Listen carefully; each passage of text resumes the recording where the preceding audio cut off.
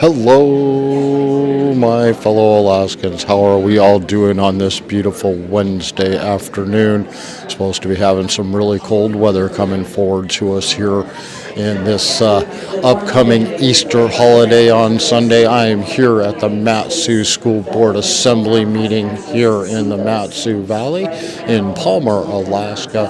And just like the last one I streamed from here this morning, or this beginning of this evening is supposed to be a very, very interesting round of public testimony to be given to the Matsu School Board Assembly.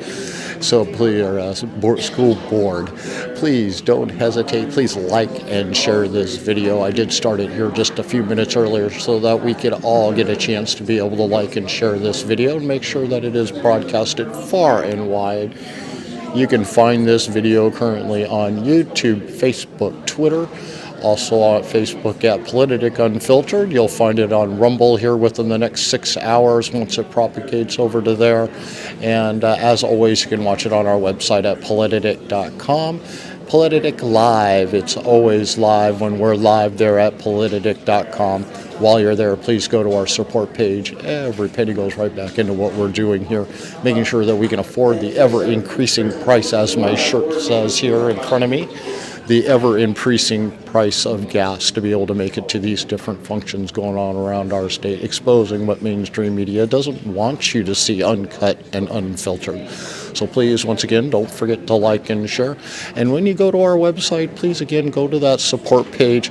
We're currently fighting the monstrous mainstream government weaponization of our social media and everything else out there. When you start to expose the truth, those that don't like the truth being exposed sue you, especially if they can't get you canceled off of social media. They tried that first. We're facing a lawsuit. I need your help. We're putting together a crackerjack team of lawyers that are all excited about bringing this case to court.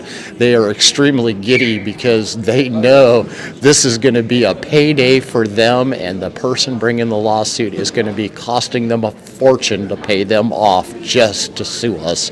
It's going to be interesting. It's going to be live. Maybe we won't be able to get to go there. Maybe they'll drop everything. We don't know exactly where it's going to stand at yet, but help us if we do need to have that crackerjack attorney team put into place. If this goes any further, then we need your support to make that happen.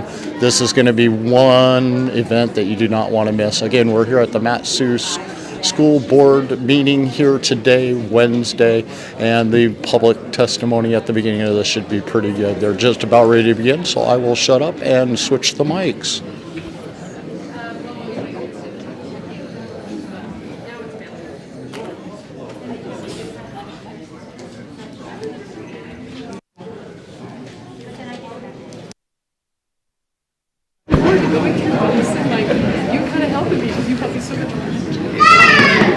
Excuse me, sir. That's not going to be taking my picture, is it? Microphone. Public place, it's a live stream video, so I'll do my best to try to keep you out, but I don't make no promises.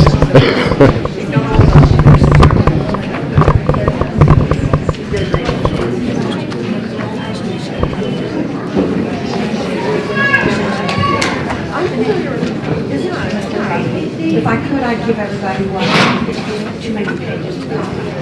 And could you, say, scatter to all?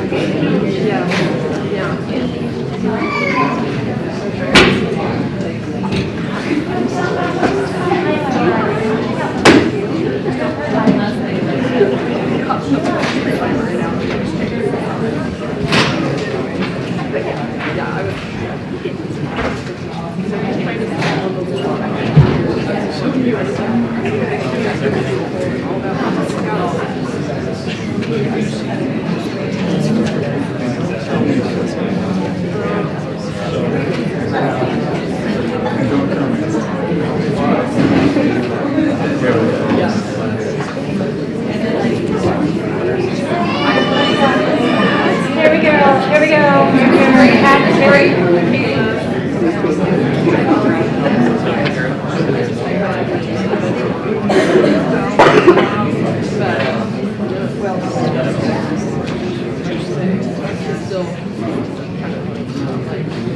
Okay,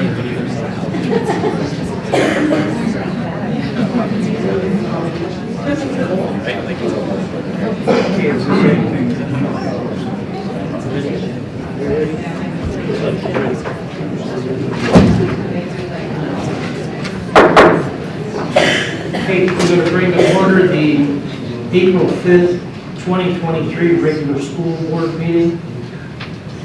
Madam Secretary, do we have a quorum? Let's call Member Cruz, Present. Member Butcher, Present. Member Larson, Present. Member Swanson, Present. Member Underwood, present, Member Berkey, Present. and Member McCollum is present. We have a quorum. Thank you. Member Swanson, would you read the board rules, please?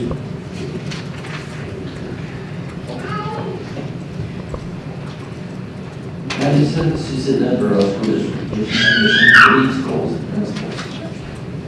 Vision: Matsu Borough School District will be a model of excellence in teaching, learning, and engaging all students. Mission: Matsu Borough School District prepares all students for success. Beliefs: we believe that the needs and best interests of students drive all decisions. All students can and want to learn. Educational choices and community participation are essential to student success. Goals: improve student success, achievement, and performance. Develop excellent educators and leaders. Use innovative practices to improve the education system. Lead families and community members in the education of our students. Promote safe and healthy environments for all. Guiding principles. These guiding principles will drive our decision in our responsibility to our students, families, and community. Stewardship, accountability, empathy, quality, integrity, respect, collaboration, and commitment. Thank you. Now, would you join me for the pledge of allegiance?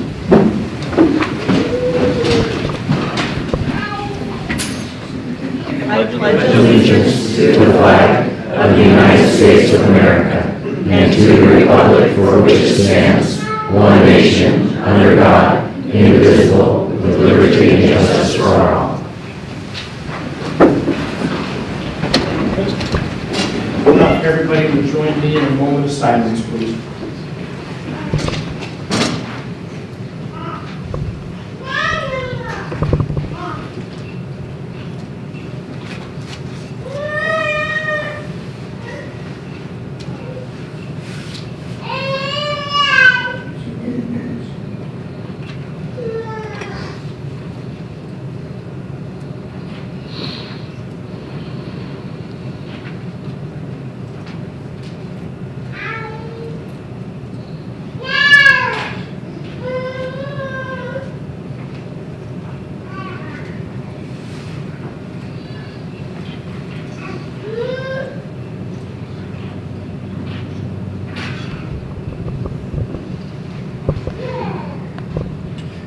And thank you. Now moving on to the approval of the agenda. Can I get a motion in a second? I move to approve the agenda.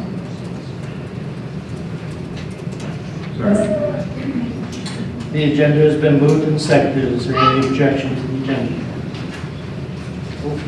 Go ahead.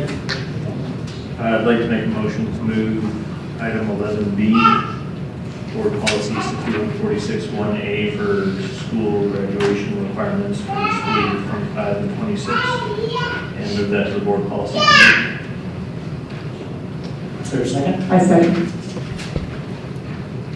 Is there any objection to that change? Okay. Hearing none.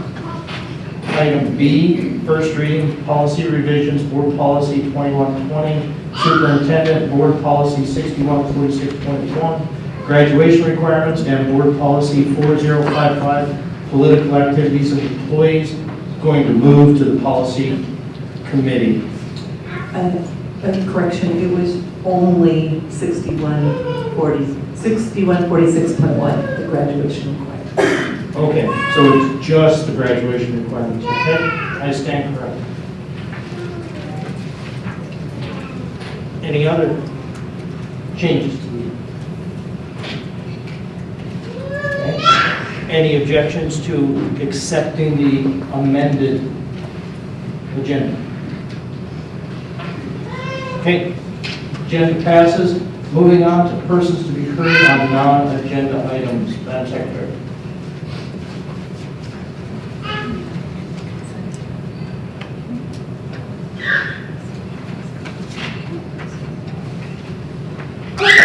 So persons to be heard on non-agenda items, the following guidelines apply. The speaker states his or her name for the record. The speaker is limited to 3 minutes per meeting. The speaker is limited to non-agenda items. Agenda items will be open for public comment as they appear on the agenda. The speaker's comments should be appropriate for all audiences, including school-aged children. The speaker is limited to comments of a general nature, positive or negative, which may not be attributable to any specific individual. Issues involving concerns specific to any single individual should be submitted in writing and given to the board clerk to be resolved. The issue may be determined to be appropriate for persons to be heard, or may be handled in an executive session, or may be routed through a more appropriate complaint process. No disturbance or willful interruption of any board meeting shall be permitted. Persistence by an individual or group shall be grounds for the chair to terminate the privilege of addressing the meeting. The board may remove disruptive individuals and order the room cleared if necessary. This is not a question and answer time. Speakers may be referred to the superintendent or designee, or the board may take the issue under advisement. Maximum of 1 hour per meeting. And our first person on the agenda is Kayla Gum, followed by Ruth Mulbert. Hi everyone, my name is Kayla Gum. I'm a mother of a student who attends a school within the MatSu district. For 2023, you have implemented a framework for unarmed armed security presence. Elementary schools seem to be the least threatening to the most current shooters, so I feel as though they need to be more protected. I'm aware and can appreciate the implementations that have been put into play thus far. But when you are 10 seconds from an active shooter about to enter your building, will a locked door, pepper spray, and an alarm be enough? Will your mind remember the code to the pepper spray that is underneath the desk? Will you have time to do any of these measures? Since your windows are not protected, also the side windows of every classroom, thus permitting access to the classroom. It is a buffer to buy time, and I can appreciate the deterrence, but inevitably that is not enough.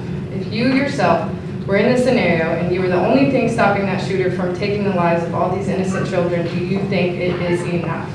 Have you exhausted and allocated all funds in accordance with the one thing that matters, the kids? If you have not, I along with many others would say that you have not prioritized your budget allocations properly. I by no means am accusing anybody or saying anything. I'm an accountant, prior service member. I do a lot of things with numbers. I do not want this to be a subject, but the fact of the matter is it is. Have an armed guard or any guard as a show of force could highly mitigate any thoughts if someone who is known at all times to be there, readily able to protect these kids. Armored One, I have given each of you a packet. I've given options for funding, fundraising, ways to allocate specifically. I know communications is allocated to fire, life, and safety. Communications can also fall under minor supplies and equipment. It does not have to be under fire, life, and safety. If you can allocate some of these items that you have used your fire, life, and safety funds for into different pots, you would be able to have more money to provide better security for the kids. I'm not asking to have somebody, old vet, strapped out there with an AR-15. I'm not asking anything like that. I'm asking reflective tape on the windows. Lowe's, $34.95 for a 35 by 10, to where people cannot see inside these kids' classrooms. I'm not asking for a jail cell. I'm not asking for anything like that. More protection. I keep hearing elementary schools are not, they are the target. My son goes right here. And every day I've gone there, I have never seen a police officer on this entire road. I go there for lunch breaks, I go there for all types of things. Never do I see any form of security for these children. And it should be made a priority. God forbid anything like that were to happen, you should feel as though you have exhausted all measures to protect these kids. That's all I'm asking. Thank you for your time.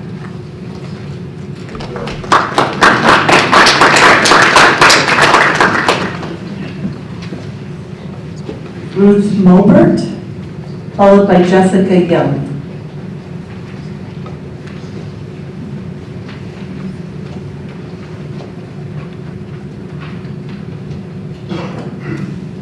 My name is Ruth Holbert. Press the button, please. Can you hear me now? My name is Ruth Holbert, and I'm here to speak up for traditional Alaskan values. I'm a fifth-generation Alaskan and third-generation product of Palmer Schools, and I think it is sick and wrong how we've been treating our LGBT neighbors, especially the kids. They deserve better. They belong here as much as I do and deserve to feel welcome in their own hometown. A decade ago, after one of my best friends came out as trans, I told my grandma about it, and she said, well, people have to be who they are. Grandma was a colony kid. Her values were of this place. The Palmer I grew up in had a basic tolerance and pragmatism that seems to have gone out the window in recent years, as we talk less to each other and more through online echo chambers. Back when Anchorage had Jerry Prevost preaching dogma and division, here in Palmer we had Howard Best arguing for the rights and dignity of his gay parishioners. He even wrote a book that someone famously wanted removed from a local library. It's interesting how that goes, isn't it? Reverend Best spoke up for his misunderstood neighbors, and Palmer is a better place for it. It is up to us now to carry on his legacy of tolerance and humanity.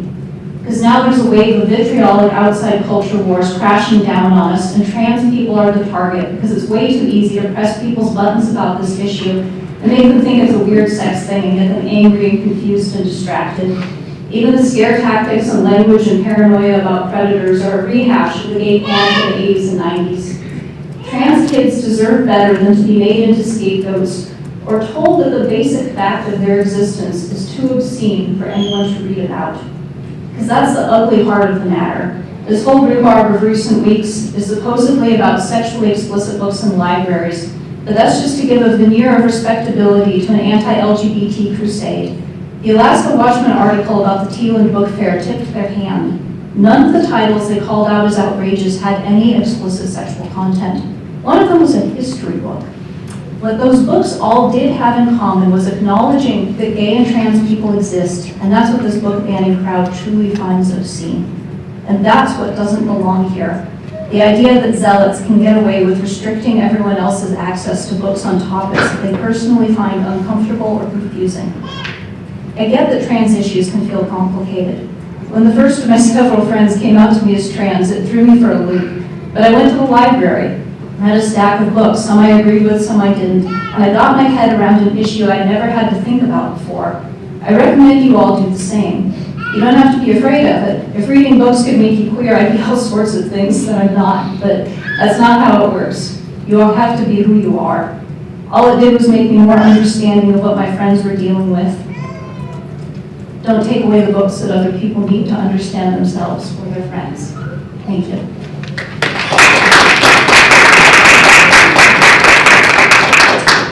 Jessica Young, followed by Chris Tyree.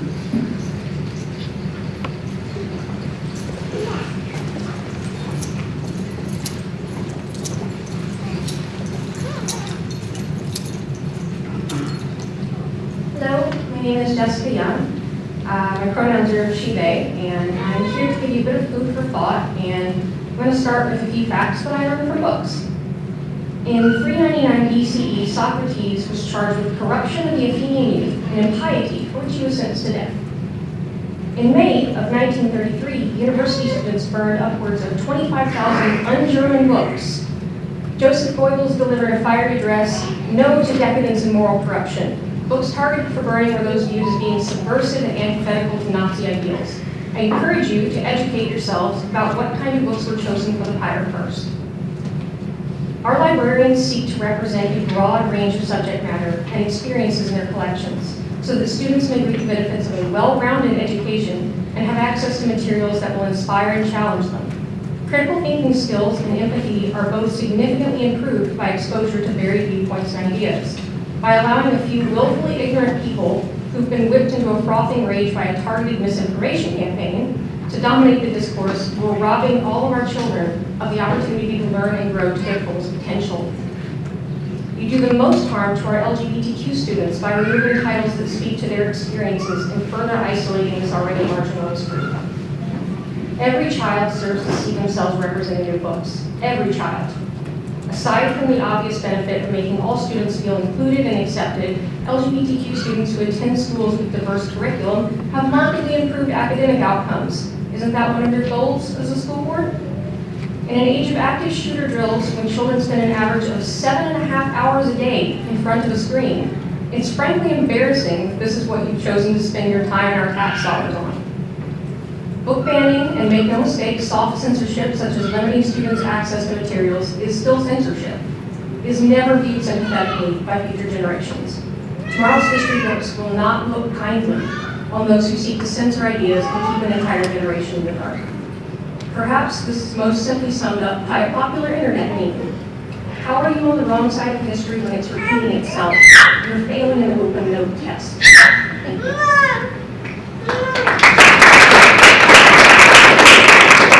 Miss Tyree, followed by Jackie Goforth.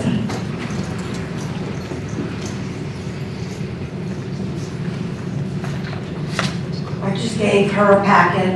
This is Miss Tyree. I gave Stacy a packet for you guys of what I brought, and it's all from, some of it's from here, from the law book. I wrote a letter to Trey Taylor and the chief of police, and I gave them all the law stuff that I have. That's the first pages. I gave them that article that is from the newspaper that I gave you last week. You are violating the constitutional rights of the parents under 18 U.S.C. section 241 and 242. You're not allowed to do that to people, and it states that it makes it a crime for a person acting under color of any law to willfully deprive a person of a right or their privileges protected by the Constitution, and blah, blah. I have color and color of law. That's what everybody that works for the government, which is all of you in the school system, you work for the government because you get paid by the government. So you are under color, an appearance, a semblance from that which is real. Color of law, the appearance or semblance without the substance of legal right, misuse of power. And on the other side, we have 42 U.S.C. section 1983, which is the same as 18 U.S.C. You're not to deprive people of their constitutional rights. Parents don't walk, it's not about LGBT, whatever she says. That's not what it's about. It's about pornography. I don't want children to be, they're supposed to be innocent. Okay, there's that. The RICO law is being violated. It's the Racketeer Influenced Corrupt Organization Act. On the second page, I highlighted section 9.2.2, RICO, dealing in an obscene matter. That's what this pornography is about. You can be arrested for that under racketeering. Parental consent is in here. Consent required of minor from parent to marry or undertake other legal obligations. Pornography is for adults, not children. Parental rights I gave you also. And we have the right to ask for our children not to have that in their schools. I also have pandering of obscene materials. I have the word scanter, which means a person that knowingly gives something to somebody and knows that later on they're going to be injured. And this is going to injure society and the children in the future. We also have prurient interest. A shameful or morbid interest in nudity, sex, or something else. But anyways, all of this is law. You're not allowed to do it. It's illegal. You can be arrested, and if everybody gets mad, you can be arrested as an individual. Thank you. As an individual.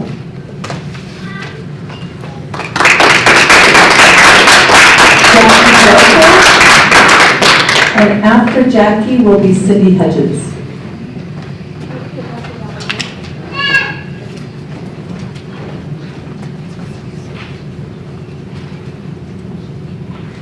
Hello, my name is Jackie Ivy Goforth. It is my first book. It was published in 2004. It has a very big gay angle in it. I'm glad we have history going. In 1968, the Motion Picture Association decided that movies could be rated G, PG, R, and X. There's no equivalent rating system for books per se. They're in children, young adult, and adult. However, prior to 2000, if you wanted a porn book, you had to go to an adult bookstore. Then the internet happened. E-books came out. Porn was available, written by new authors with fake names. There were Stormy Daniels everywhere. And they sold massively. Established traditional publishers noticed this. So in 2004, they brought out a subcategory of romance. It's called erotica. I know, I was there. My first book was coming out with them. As with X-rated movies, however, and they put the subcategory in romance. As with X-rated movies, however, the sales were not keeping up with expectations. So about 2008, they removed the erotica labeling. You cannot find porn books anymore because they've been meshed in with romance. So if you pick up a romance, it's buyer beware. Now, in 2005, I had an interview about this, and somebody said, romance has a bad name. I said, yes, deservedly so. And I got a little argument with them, but they could not tell me that porn was not in the romance section, because it is. Well, I knew that porn was in the romance section, but I had no idea it was in the young adult until 3 weeks ago. It's once again masquerading as something else. It's mainly in LGBTQ. The reason why is because if you speak out against it, you're a hate-filled homophobe. That's why it's in there. Now, to demonstrate what I mean, the first book in your handout is available in libraries throughout the state of Alaska, including 2 public libraries here in the valley. I'll get to the school district in a minute. But I want you to know something about the LGBTQ and pride movement. It has morphed. It now includes pedophilia. I'm not joking. If you don't believe me, take a look at the gander at Paula the Venus. She's in there. She's in a schoolroom, dancing in front of little grade children. Now, pedophiles don't call themselves pedophiles anymore. They call themselves MAPS. That stands for Minor Attracted Person. If you don't believe me, there's the Microsoft Spectrum, and it shows their flag right on there. Now I'm going to talk to you about the next books, okay? You've got one in there that's called Flamer. It happens to be in 2 of your schools right now, but the worst one happens to be one called Last Night at the Telegraph Club. It's actually in the Sutton Elementary. These books are available from publishers that put them out as going to young adults, which is 14 to 17. Nobody in a Sutton Elementary is a 14-year-old. The last pages of your handout should validate what I'm telling you. The LGBTQ and pride movement includes pedophilia. It's called grooming. And that's something everyone, including librarians, should be very concerned about. Thank you.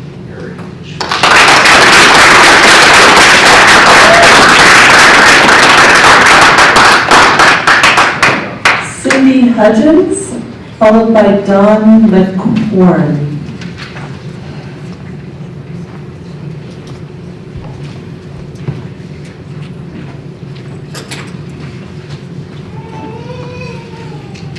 Good evening, everyone. My name is Cindy Hudgens. I would like to read to you Chapter 11 of the Criminal Law of Alaska, Distribution of Indecent Materials to Minors. Alaska takes the sexual exploitation of children very seriously. A person commits a crime of distribution of indecent material up to minors if the person, being 18 years of age or older, intentionally distributes or possesses with intent to distribute any material described in Section A, or Section 2 and 3 of this subsection, to either a person that the person knows is under 16 years of age, or another person that the person believes is a child under 16 years of age. The person knows that the material depicts the following actual or simulated conduct: sexual penetration, the lewd touching of a person's genitals, anus, or female breasts; masturbation, bestiality, the lewd exhibition of a person's genitals, anus, or female breasts, or sexual masochism or sadism; and the material is harmful to minors. So B, in this section, it is not a defense that the victim was not actually under 16 years of age. In this section, harmful to minors means the average individual applying contemporary community standards would find that the material taken as a whole appeals to the abhorrent interest of sex in persons under 16 years of age.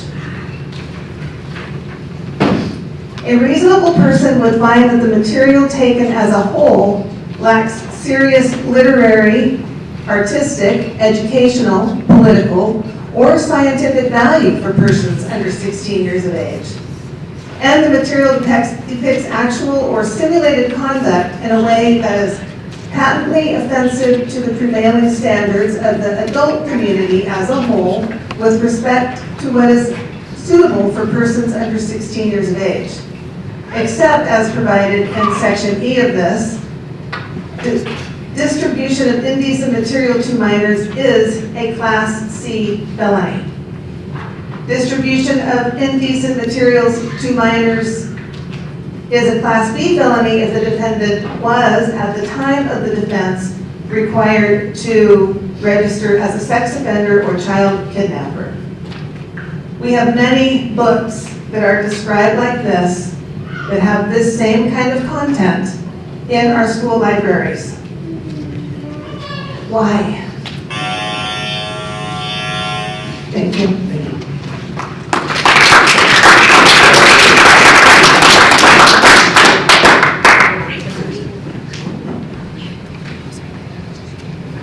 Dawn?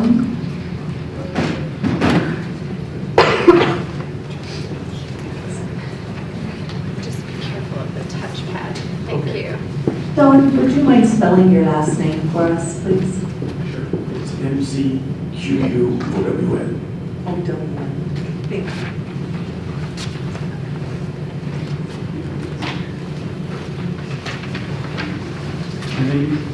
My name is Don McQuown. I've lived in the Valley for 42 years. I've had 4 children go through the MatSu School District, 1 grandchild go through the MatSu School District, and currently have 5 grandchildren in the MatSu School District. So I want to talk about Palmer laws on pornography. Because that's what this is. I mean, we're not talking about I'm not talking about anti-anything. I'm talking about the sexualization of children. And who would want to sexualize a child unless they have some nefarious plan? That's my opinion. Whoever brings within the limits of the city for the purpose of sale or sells or offers for sale or gives away or offers to give away or makes, draws, prints, or posts within the city any obscene picture, pamphlet, newspaper, journal, magazine, printed publication, slip papers, or writing of any kind or character on or any obscene picture, drawing, engraving, card, photograph, metal cast or instrument, or any article of obscene character with knowledge or reason to the content thereof shall be deemed an ordinance violator, and that's Ordinance 210 4 1978 78 Code 9.28. The Supreme Court in 1973, Miller versus California, the 3-part test of obscenity known as Miller test is whether the average person in the community would find the work as a whole appeals to a prudent, massive interest of sex, whether the word depicts or describes sexual conduct defined by state law in patently offensive way, whether the word lacks serious literary, artistic, political, or scientific value. I would just say, why do children need these books in our schools? School's about math, reading, writing. If they want to learn about sex, it should be from their parents. And for goodness sakes, there's the internet at home that they probably see lots of things they should never see. Thank you.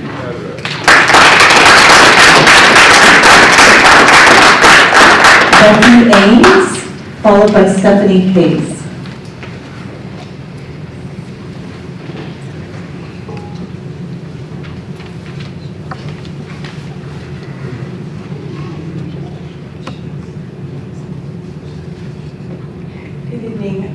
Chairman, members of the school board, and Dr. Cheney. My name is Becky Ames. I'm here tonight representing myself. I'm a longtime resident of Wasilla and the parent of a 9th grader in the Matsu Borough School District. It has recently come to my attention that the procedures in place for selecting library materials and addressing concerns about existing library materials are currently under review. The Matsu Borough School District is not the only school district grappling with the question of whether certain books should be allowed in school libraries.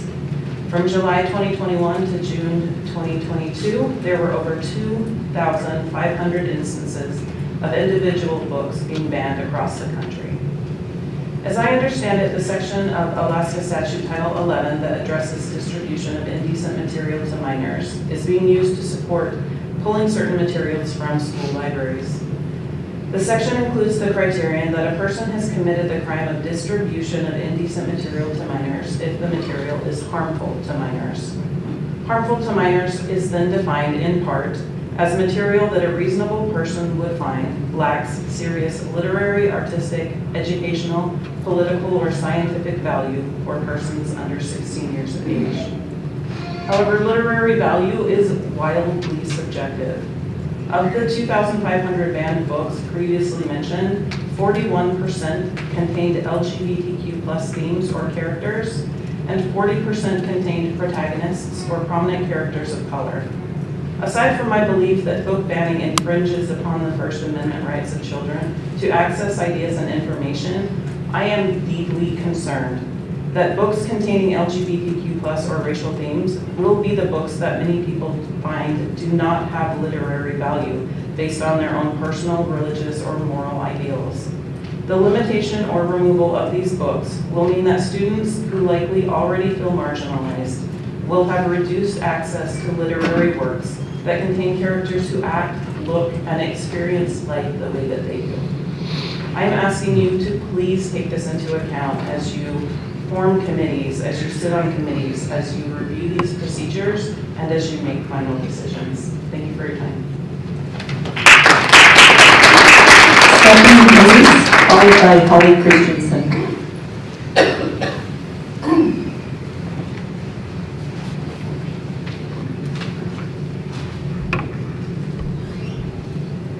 Good evening, board members.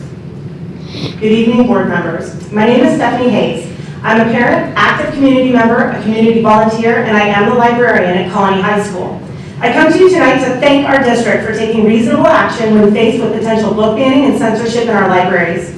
I appreciate that you recognize that parents and staff are educational partners, not opponents. Your district librarians are your neighbors, your family members, and your friends. We are not some outside entity with outside interests. We are professionals trained in our fields, and we're committed to helping our students to achieve their best selves through open inquiry and building research skills.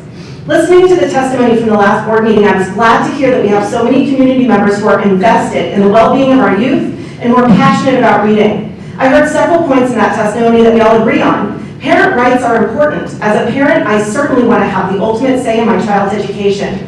Where we differ is how those rights should be upheld. As public school librarians, we have to balance two important ethical imperatives. The first is to keep our kids safe. We certainly do not want to be in a position of distributing inappropriate materials to children. The other is protecting the civil liberty of an individual's right to read. This is a delicate balance. Every family in our community has a different belief system, different values, and different lines. Every family has a different definition of sexually explicit. What may be acceptable for one family to read or watch may not be acceptable for another. When we make sweeping statements about categories of books or topics, we run the risk of infringing on the rights of students and parents to read books of choice. I'm so glad to see the district responding carefully when dealing with these matters of civil liberties. Our individual freedoms are what make our great nation is founded on, and when we presume to make decisions for others as to what is best for them and their family, we tread on those freedoms. The primary responsibility for raising a child rests on the parents, not the state. If we make draconian decisions about the removal of books from our libraries, we as a government agency are acting as a parent for other people's children. When attempting to make blanket policies involving the removal of books, the very thing one is trying to protect, parent rights, is what becomes violated. As professionals and as community partners, librarians take into consideration the age, interests, and social norms of the whole community they represent. We assess books in their totality. The same subject can be present in two different books, but based on context, interpreted very differently. As librarians, we welcome conversations about reconsidering books in our school library, but a blanket removal of books from lists pulled from outside political interests does nothing but erode the rights of the individual parents to make choices for their own children in our community. It is heartening to see the district take a proactive step to review our dated but solid book reconsideration policy and our collection development plan. All policies should undergo routine review, and I look forward to seeing a committee with a fair representation of our library stakeholders reviewing and updating our current policies. I also look forward to having our policies adopted by the school board. Thank you for choosing to partner with your educational professionals so we can continue to provide the best libraries we can for our students and their individual families.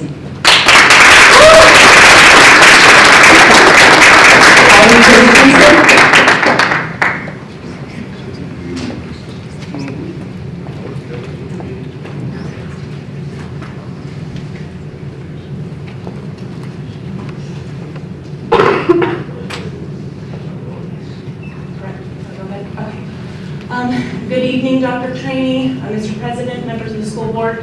My name is Holly Christensen. I am a third-generation Alaskan, a mother to 3 children who are currently enrolled in the school district. I have the privilege to be on the advisory committee that met recently and to discuss the current library policies and present to the school board suggestions as to how they might be revised and updated. I want to start by thanking the school board for being willing to listen to us, of opinions of all sides, and it is my hope that we can all work together, like the previous individual librarian who testified. I want to work with the librarians and with school staff to make sure that our children are being educated in a safe manner.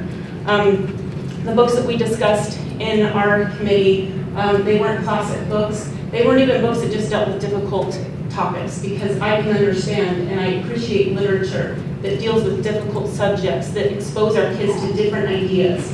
The books that we discussed and that were alarming are books that are very sexually explicit.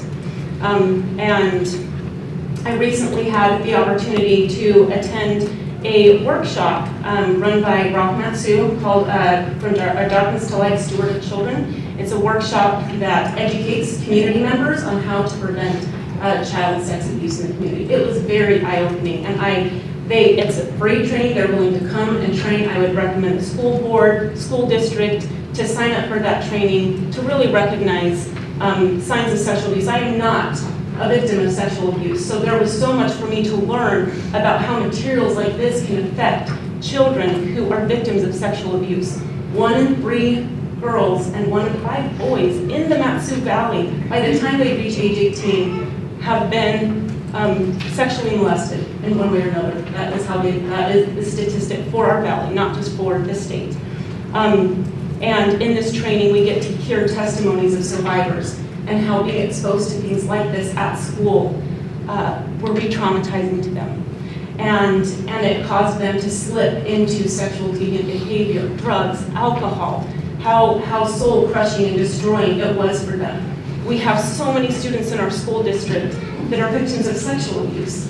I am not concerned about if it's heterosexual or homosexual content. Sexually explicit material has no place in our schools. I think this knowledge, whoever wrote this law for Alaska, that this is illegal to distribute to minors, understands the potential danger that it is to children, especially those who have been victims of sexual abuse. Thank you so much for taking the time to listen to me.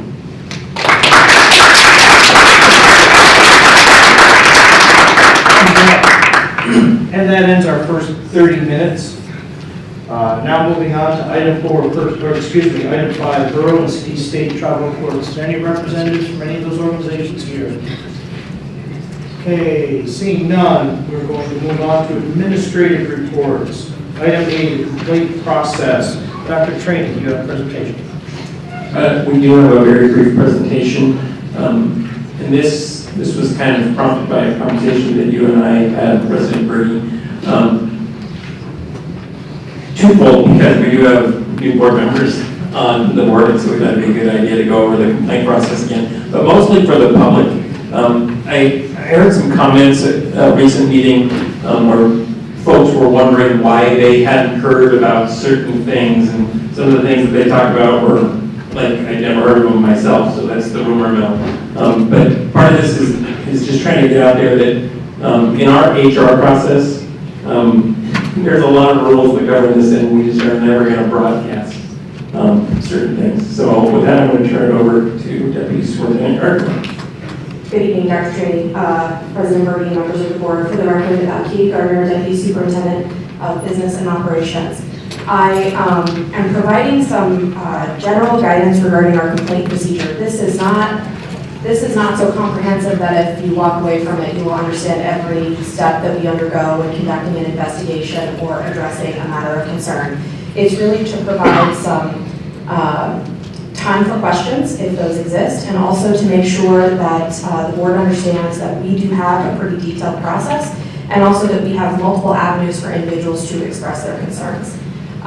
In addition, there's two common sentiments that we hear from board members, particularly in their first stages of holding office, regarding to concerns. The first is that as a board member, you receive a lot of emails, and most of those emails reference concerns that people have or changes that they want to see made.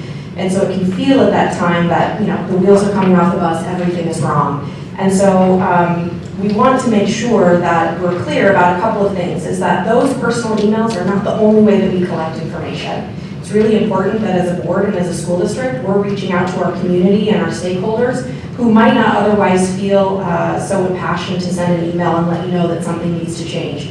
For every 100 emails that you get where people are expressing that there are things that they would like to see done differently, there are probably thousands who aren't writing you. And I don't want to assume that that means everything's great and that they're happy, but there are other ways that we need to make sure that we're engaging a broader stakeholder group and not just those individuals who are reaching out. The second is that it's kind of human nature that someone reaches out to you with a problem, you want to solve it right away. I think we all sort of approach it that way. But understanding sort of the roles in our process and your role as a board member and how to address those concerns will really help sure that we can navigate our procedures in a fair manner. I think probably what's the most important policy, if you went and looked at one, and you don't have to go and look at it because I've provided it right here for you, is to understand what is included in Board Policy 1312. This is general guidance for all of our complaints, and it is what I would really call kind of our overarching policy. And the AR, the administrative regulation that exists and accompanying with this policy, outlines generally our procedures. The school district has probably a dozen policies that reference complaints, provide individuals an opportunity to file a complaint, and also talk about who they should go to in addressing that complaint.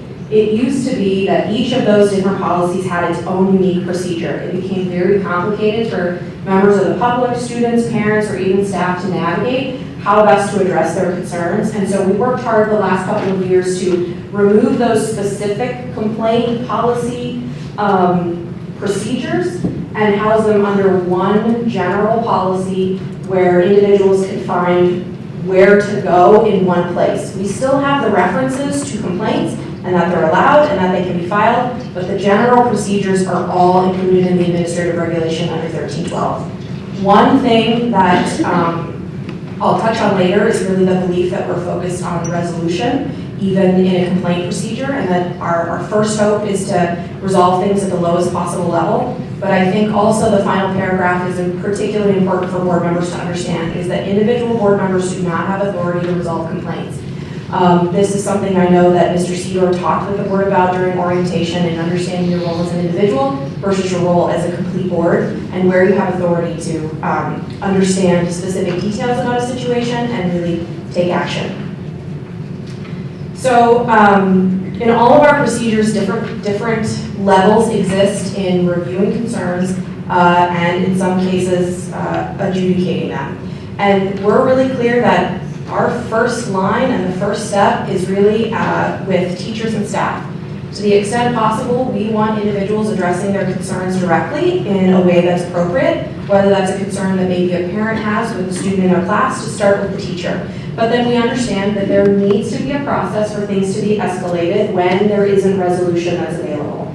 So while we encourage individuals to start at the teacher or staff member level, principals are also engaged in the complaint process. So if we receive a formal complaint regarding something that's occurring in the classroom, one of the first questions on our complaint form, which we refer to as a conflict resolution form, is how have you tried to address this concern already? And of course, we have kind of a triage process so that depending on the nature of the complaint, it may be something that we wouldn't necessarily send back to a teacher or a building administrator to address. It might be something that needs to be addressed at a higher level. But essentially, we start with teachers and staff, administrators get engaged when there is a resolution. If administrators aren't successful in finding resolutions, then district administrators might engage. And then you have the superintendent, which for most procedures is the end of the line, so to speak. There are a few exceptions where the school board may be engaged in a complaint process. I think what I appreciate the most about our policies is that there's a pretty consistent focus on resolution. You're going to read these slides and think that you're just saying the same thing 3 different times. These are exact excerpts from 3 different policies, and we've included these in here to emphasize that our focus really is on finding resolution at the lowest possible level, and that we are continually working through our process focused on resolution when we can. And so I appreciate that while we have different reasons for policies and different kinds of violations and or complaints that might come up, the focus on resolution and really trying to make sure that people are satisfied both with the approach and with the end result really is at the forefront of how these procedures have been developed. I think it's also important to understand that we have to allow the process to work. So while it seems as though there's an easy solution in place, and as a board member, you might want to get engaged and solve that problem, or even as a superintendent, you might want to take that email and go chase it and solve it right away. It's really important that we allow the process to work. One, we want to make sure that we have standard timelines and that people have reasonable expectations both with our response and when they can expect us to respond. It's also important that we have a standard of review that's equal to all of our stakeholders and any member that might have a concern. So that there's not a sign of favoritism that why would the superintendent solve this problem and not this problem. So we want to make sure that we allow that process to work. It also allows us to make sure that individuals have equal access to the complaint process. And it really isn't about who you know or if you know how to navigate the system or who to contact. We want to make sure that everyone has the same opportunity to have their voice be heard and their concerns be addressed through the complaint process. We also want to make sure that we provide appropriate protections for all participants. And sometimes that can be challenging when people aren't following and or accessing the correct process. So as you know, emails often are forwarded or shared or can become public, and depending on who has access to it, especially at the board level, some of those become public documents. And there are some complaints that are very delicate, and we want to make sure that to the extent possible, we're protecting the privacy for all participants, whether it's the victims or individuals who have allegations alleged against them, at least while we're still going through that investigative process. And we want to make sure that we're consistent. We're consistent in how we address complaints, regardless of who files it or the nature of the complaint. That consistency and setting those expectations is really important for all of our stakeholders. But sometimes it can feel tough to let the process work, especially if it's something you feel that you have a vested interest in or know how to solve right away. And also, it can mean that sometimes individual board members and or the full board might not know about every complaint or resolution that is being worked through in our school district. So most complaints will conclude at the superintendent level, meaning that, and I'll be honest, most complaints are resolved before they get to the superintendent level. So it might be something that a teacher's able to resolve, a principal's resolved, or at the district administrative level, we know the appropriate steps to take and we'll take what action is appropriate. But most complaints are concluded at the superintendent level. So if we were not able to resolve those situations, it would be the superintendent that has the final say. There are a few situations that rise to the board level. And these rise to the board level mostly because external factors require the board's involvement in these situations. So the first is complaints concerning discrimination on the basis of sex or race. The school district in state statute is required to have a process that allows the board to engage in a hearing when a victim wants to go through the whole process and has an allegation of discrimination based on sex or race. The board is also not the final say in that situation. If the victim is not satisfied with the board's decision, then they have an opportunity to appeal that to the Commissioner of Education. But that will require to allow it to go to the board level. Complaints regarding instructional materials, I think this is also has a statutory reference, but it is in our policy that complaints regarding instructional materials can be brought before the board. And the final is the non-retention and dismissal of certificated staff. Not all of these complaints come before the board, but they can if the member so elects. And this, again, is a policy requirement that we must outline based on a state statute that grants rights to certificated staff members. I think what I also want to clarify with this is what are some of those things that wouldn't come before the board? And a lot of those really relate to staff situations. It may not be that there's a complaint that's filed. It might be that there's an investigation related to staff misconduct or a report that we receive. And the school district has obligations to make sure that we protect the privacy of individuals involved and the confidentiality that's associated with that. And so there are situations where the district will take action, and that action may or may not come to the board level. In most cases with staff misconduct, it will not. If you remember, in both policy and in the contract that the board has with the superintendent, it's the superintendent's role to organize the school district. And that means that he has the authority to hire and fire staff consistent with our policies and laws. So I know it can be frustrating to hear about things and wonder what is happening, but just so you know, most of these complaints, whether it's staff misconduct or some of these other things, they really are handled at a level before the board might get engaged. And finally, many of the reasons for complaints also have other agencies that might get involved in that matter, either concurrently, before, or after the school district takes action on a complaint.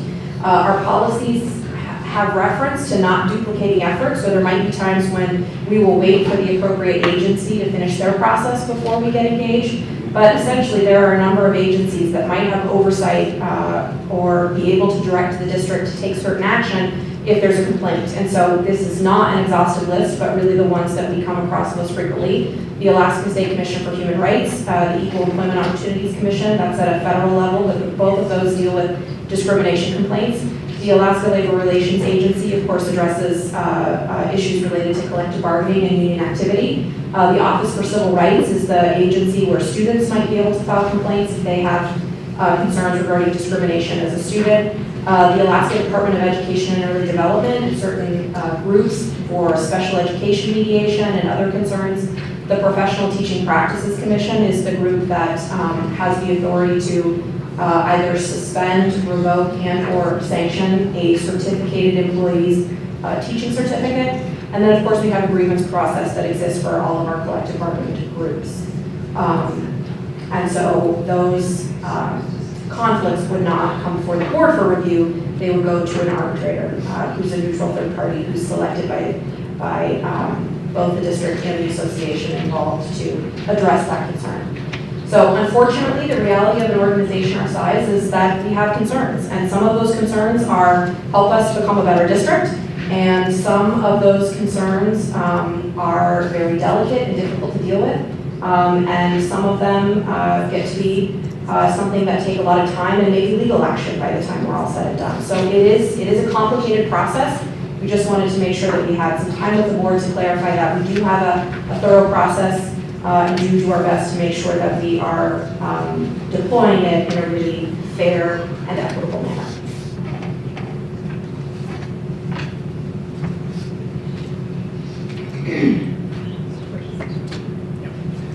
So, seeing no board questions, I've got a couple myself. The conflict resolution form is 3 clicks in on the board site from the main website, which I'm happy with, because rule of thumb is 3 clicks is you generally need to get to where you want to go. So I like that all those links were good. But I went out to all the individual school sites, And the sites that had forms selections in there, I didn't see a resolution form. And I'm wondering if we should have a discussion to see if somewhere in our school website, if it would be appropriate to have that board conflict resolution form in there, so that, you know, a parent is going to be working with the individual school. I would assume that the parents are going to be aware of the school website. I'm wondering if that resource should be available there. And since we have, like you pointed out, the first line on the form is, what action have you already taken? If the individual hasn't taken any action with their local school, that would become quite evident on the first line of the form. So I don't think we have a grave risk of generating a lot of paperwork that has bypassed the system with that.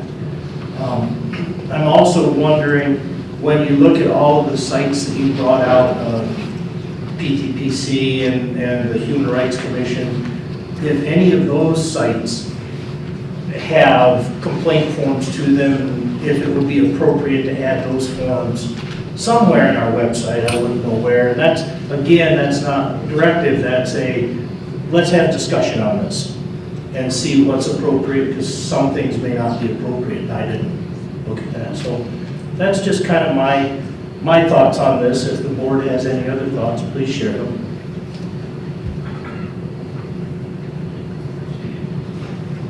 Well, seeing nobody jumping to it, thank you, Ms. Carter. Oh, Jubilee. No. Oh, Member Larson, go ahead.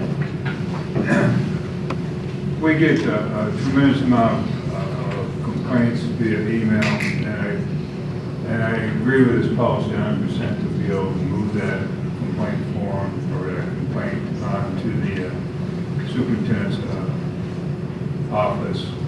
And same thing with phone calls. The problem with phone calls is we don't have a budget for a 3-minute limit, and that's okay. To sit and listen to somebody, a lot of times they just call because they're mad for some reason or another.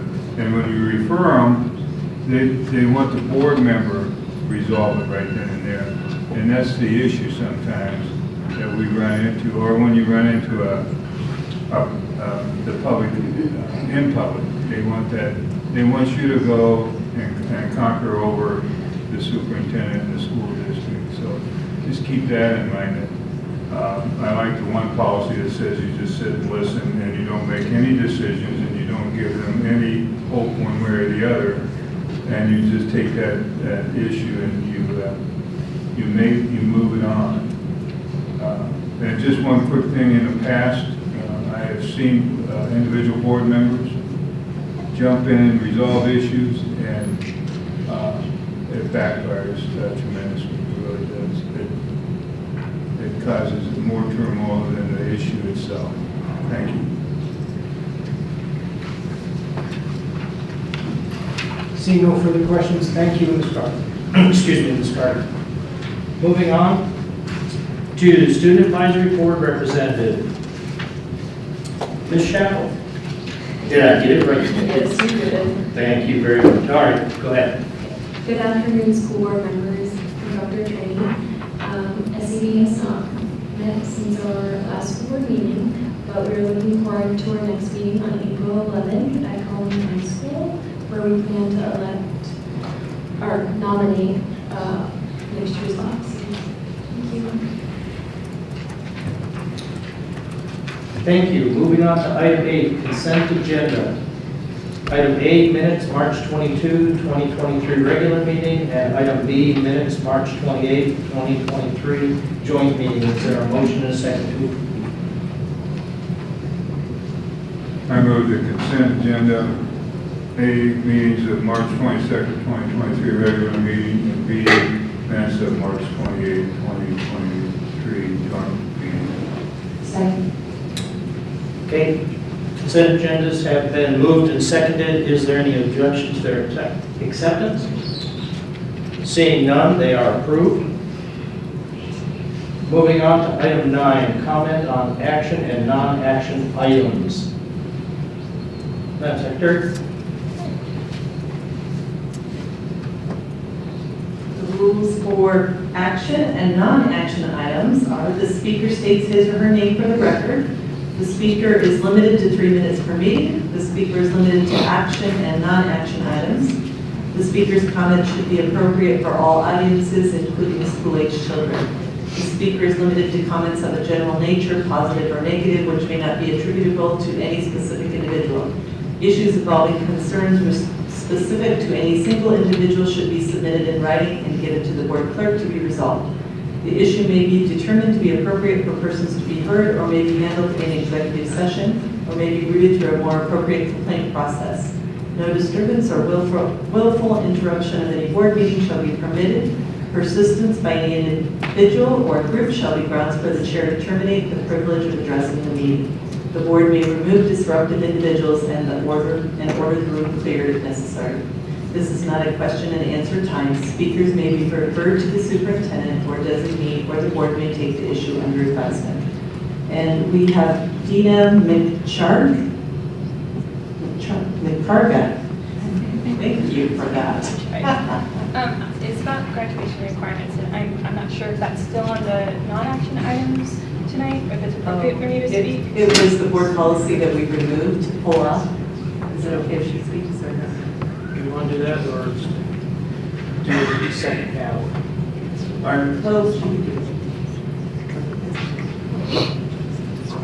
If it's no longer on the agenda, is there? Okay. Yeah, no. Oh, let's go. Go ahead. Thank you. Sorry for the indecisiveness. I drove down from Tuckiness, so I appreciate your time. I know, that's. My name is Dina McCarg, and I have 2 students that attend Sioux Valley in Talkeetna.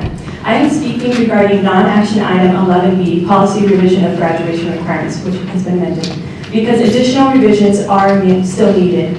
Previously, this policy increased graduation requirements from 24.5 credits to 25.5 for the classes of 2025 and beyond. But our administration has implemented this change in a counterproductive manner. This year, my 8th grader and her peers were automatically enrolled in 1 credit of high school courses, civics and health. Administrators explained they do this to make the 25.5 credit bar easier to reach because only 25 credits are offered on the high school schedule. But by doing so, they are stealing educational choices from middle schoolers and rebranding 8th grade studies as high school achievements. Did we increase requirements by 1 credit only to force 8th graders to complete that credit?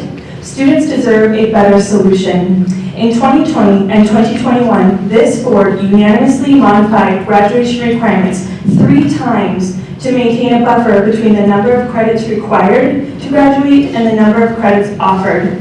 This sets a vivid and strong precedent on the importance of keeping a credit buffer. It is also vital to note that not once were those graduating students required to rely on the other credit options policy their admins are now directing students to utilize. The classes of 2025 and beyond do not have a credit buffer. I request this board follow the thrice unanimous precedent, but instead of decreasing requirements, regain a credit cushion by increasing the number of credits scheduled to 7 and enshrine that minimum in this policy. By doing so, you will eliminate the administration's need to pillage 8th grade instruction, as well as truly granting students a higher education because they will experience more instruction. This improvement is simple to implement, as all of our traditional high schools currently offer and staff a 7-credit schedule. However, its value has been reduced to 6 1/4 credits by allotting only a 1/4 credit to 4 Cs, despite its class time being almost equal to that of classes, worth 1 credit. The reduced 1/4 credit value also violates Alaska Administrative Code Title 4.06.075 subsection F, units of credit.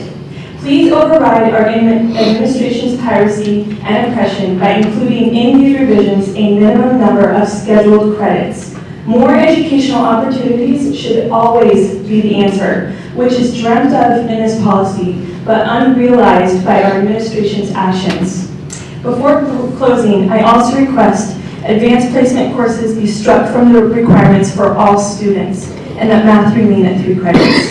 Thank you for your dedication to our communities.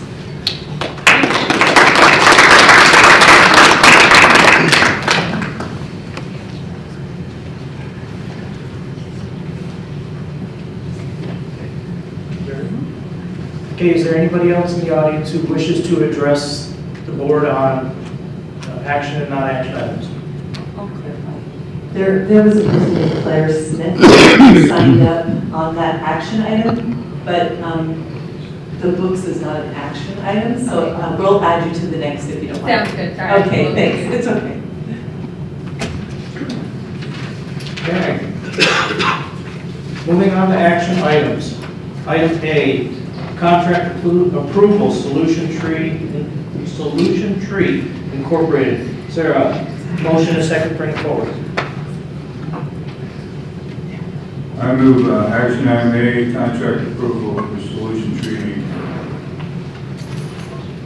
Second.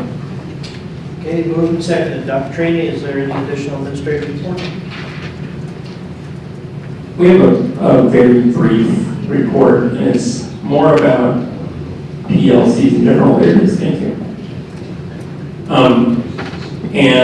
What I did was we've tried to find a district that has used Solution Tree, and we tried to find a similar district to us.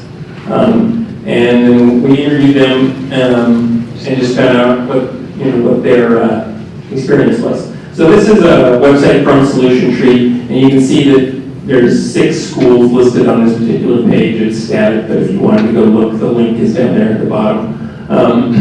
And what we see time and time again is schools that dedicate themselves to this across the country, they end up with dramatic successes. So Huntsville Elementary School there in the top left from Texas, they've been doing it for 3 years. They went through the Solution Tree training with all of their teachers. They have an 11% increase in reading, a 15% increase in math, and earned 2 distinctions for growth from the Texas Education Agency, as well as a 21% increase in writing. And this is mostly just up there. If anyone's interested, you can go look into Solution Tree and see some of the success stories from across the country. And then our next slide. We actually got in touch with Coeur d'Alene Public Schools in Idaho. They're a fairly large district, not as big as us, about 10,000 students in 18 schools. They're ranked currently 2nd highest achieving in that state among large districts. And it's important to note that the one that's ahead of them also is participating in PLCs through Solution Tree. So that's really what I wanted to get at on this particular slide. And then I'll read this part in yellow, even though I know everybody in the room can, but for people online who may not be able to read it. This is also from the superintendent, Dr. Michael Nelson in Coeur d'Alene. Educators in Coeur d'Alene Public Schools function as a PLC and benefit from clarity regarding their shared purpose, common understanding of the school district that we're trying to create, and the goals of our strategic plan. They're communities that have a piece in helping move all our schools in the desired direction with specific, measurable, attainable, results-oriented, and time-bound smart goals to mark their progress. They're in charge of selecting our priorities, objectives, administering and reviewing common assessments, and mutually accounting for the success of each student. We're rarely satisfied with our current performance levels and see the drive to improve with each lesson. The basics, my basic takeaway from Dr. Nelson is that they are extremely satisfied with the product and the training that they've been getting from Solution Tree, and they're fully committed to PLCs. I think that might be the last slide. So that's all. I told you it was brief. That's all I have to add. And we can answer questions about the mechanics of the contract. I have other staff in the room to do that if there's interest in it. Board discussion at this time. Yes, Member McCollum. Okay, so I definitely see the value in PLCs. However, I'm just concerned about this cost, actually, and the time, because I feel like the community and parents and children have given an hour a week already this year. And my question is, how, last time we talked, you said, how did You said Denina did it for 5 years before and that they're experts. I wondered how they did it without the late start Mondays. I'm gonna ask the previous principal of Denina, who was in charge then, to come up and talk. Associate Superintendent Everett.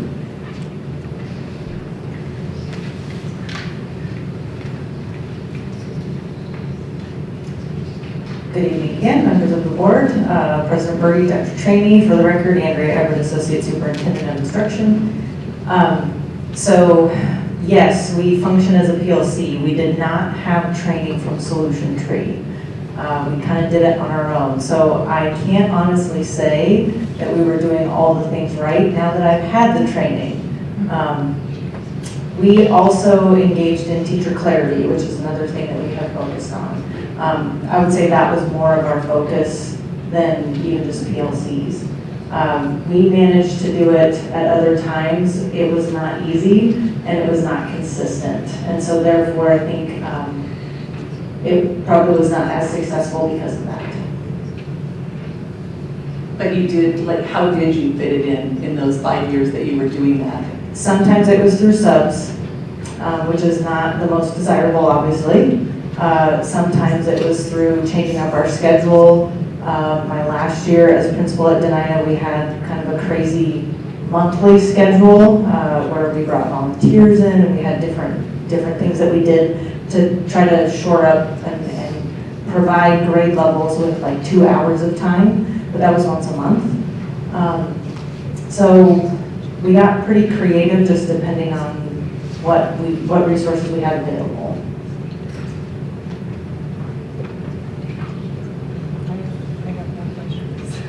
Okay, I thought it would be right, but, so one of my questions is about, last time when we talked, you said that we're getting a deal because it was a 3-day conference fee that would cost $750, but they're giving it to us for $629 per person, but we're only having a 2-day conference. So can you explain the difference there? Yeah, so this is one of those parts that we have to work out with our largest union, our teachers union.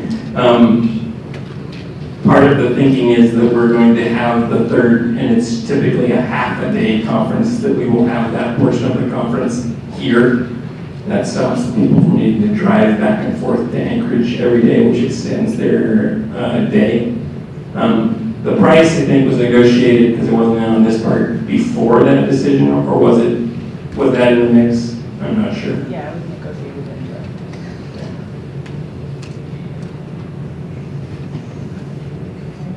Nobody else has questions? Keep going. Okay, I'm still going.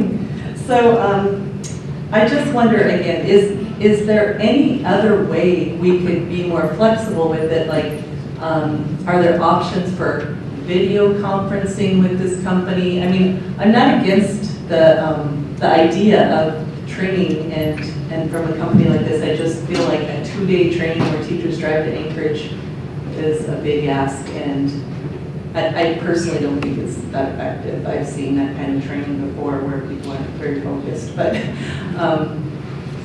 could they have a video package where individual schools could do the training, or do they not offer that? Actually, I'll let you jump in afterwards. I actually have a library of snippets of the trainings that we've already using at various levels within the district. What I would say is that the staff that we've already sent to the training, they routinely come back and they're saying, this was the best training I've ever been to, over and over and over and over again. It's just going to be far more powerful and effective than an online video training. And I would add to that just to say, with other conferences, there isn't a built-in mechanism to continue the work of the conference afterwards. We have that mechanism built in with Teen Time on Mondays. Another thing to note next year with an ELA adoption for grades K through 10, a lot of our time at the beginning of the year during our Mondays is going to be spent learning the new program and how to use those programs. And so we did reduce that number of professional learning days at the beginning of the year, so. Go ahead, Member Larson.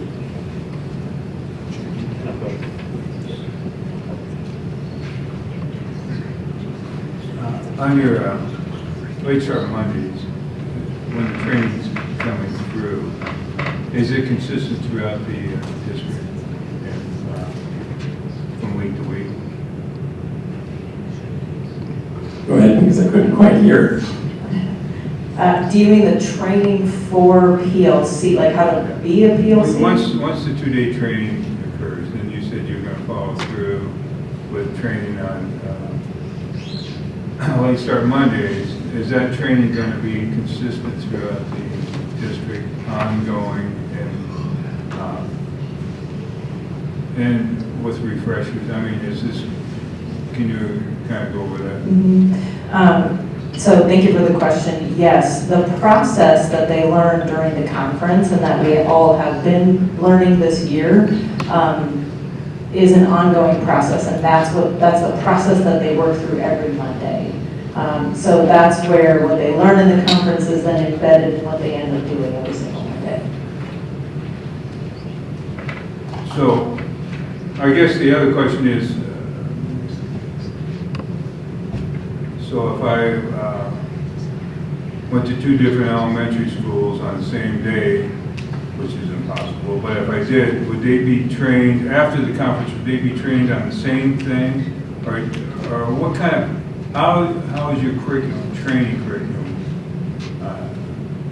going to happen? Or is it just going to be hit and miss? Well, let's talk about this portion of the training today, or is it going to be scheduled by central office to the principals to get the training done and the refresher done? And then is there any feedback coming back that was actually done? I know we send staff out, but how do we know that it's actually being done? Sure. So right now we actually have a district guiding coalition made up of several members across the district, across schools, across departments, who help inform our practices with this PLC Monday initiative. In addition to that, we've done a quarterly staff survey to get feedback from staff about how it's going. This May, when we have our final principal meeting of the year, district staff will be providing expectations to principals for next year in terms of PLC Mondays and what training is required and our expectations for them, and then they will engage in an activity where they will plan out their PLC time for the rest of the year, and it will include this conference. Member Butcher. I may be incorrect here, but I recall the elementary ELA program. We were supposed to utilize the November 1st and 2nd PD days for training on the ELA curriculum. And it looks like it's double booked now with the PLC training. No, and I can speak to that as well. August 11th will be a half-day training in the ELA program, and then we will utilize those first several PLC Monday times to get the training that they need in the ELA program. So it's separate from the November 1st and 2nd. We've got one, maybe two more. How is the progress of the program going to be monitored? Is there going to be some sort of tracking for progress for the success of any implementation of the project? So how's that going to be tracked? And you're referring to PLC, not ELA, correct? Yeah, great question. So some of the ways that we track progress will be through the products that teams are creating. So for example, this year, all schools, all elementary schools were engaged in identifying essential standards in English language arts.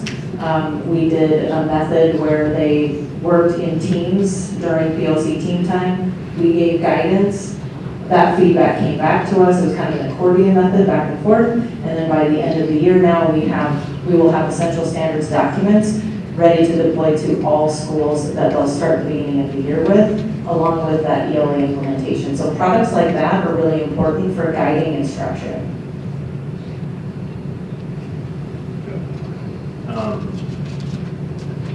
This conference being close to $1 million, is there going to be additional annual or every third year, second year conferences or updated trainings that are gonna have to be dealt with as they come down?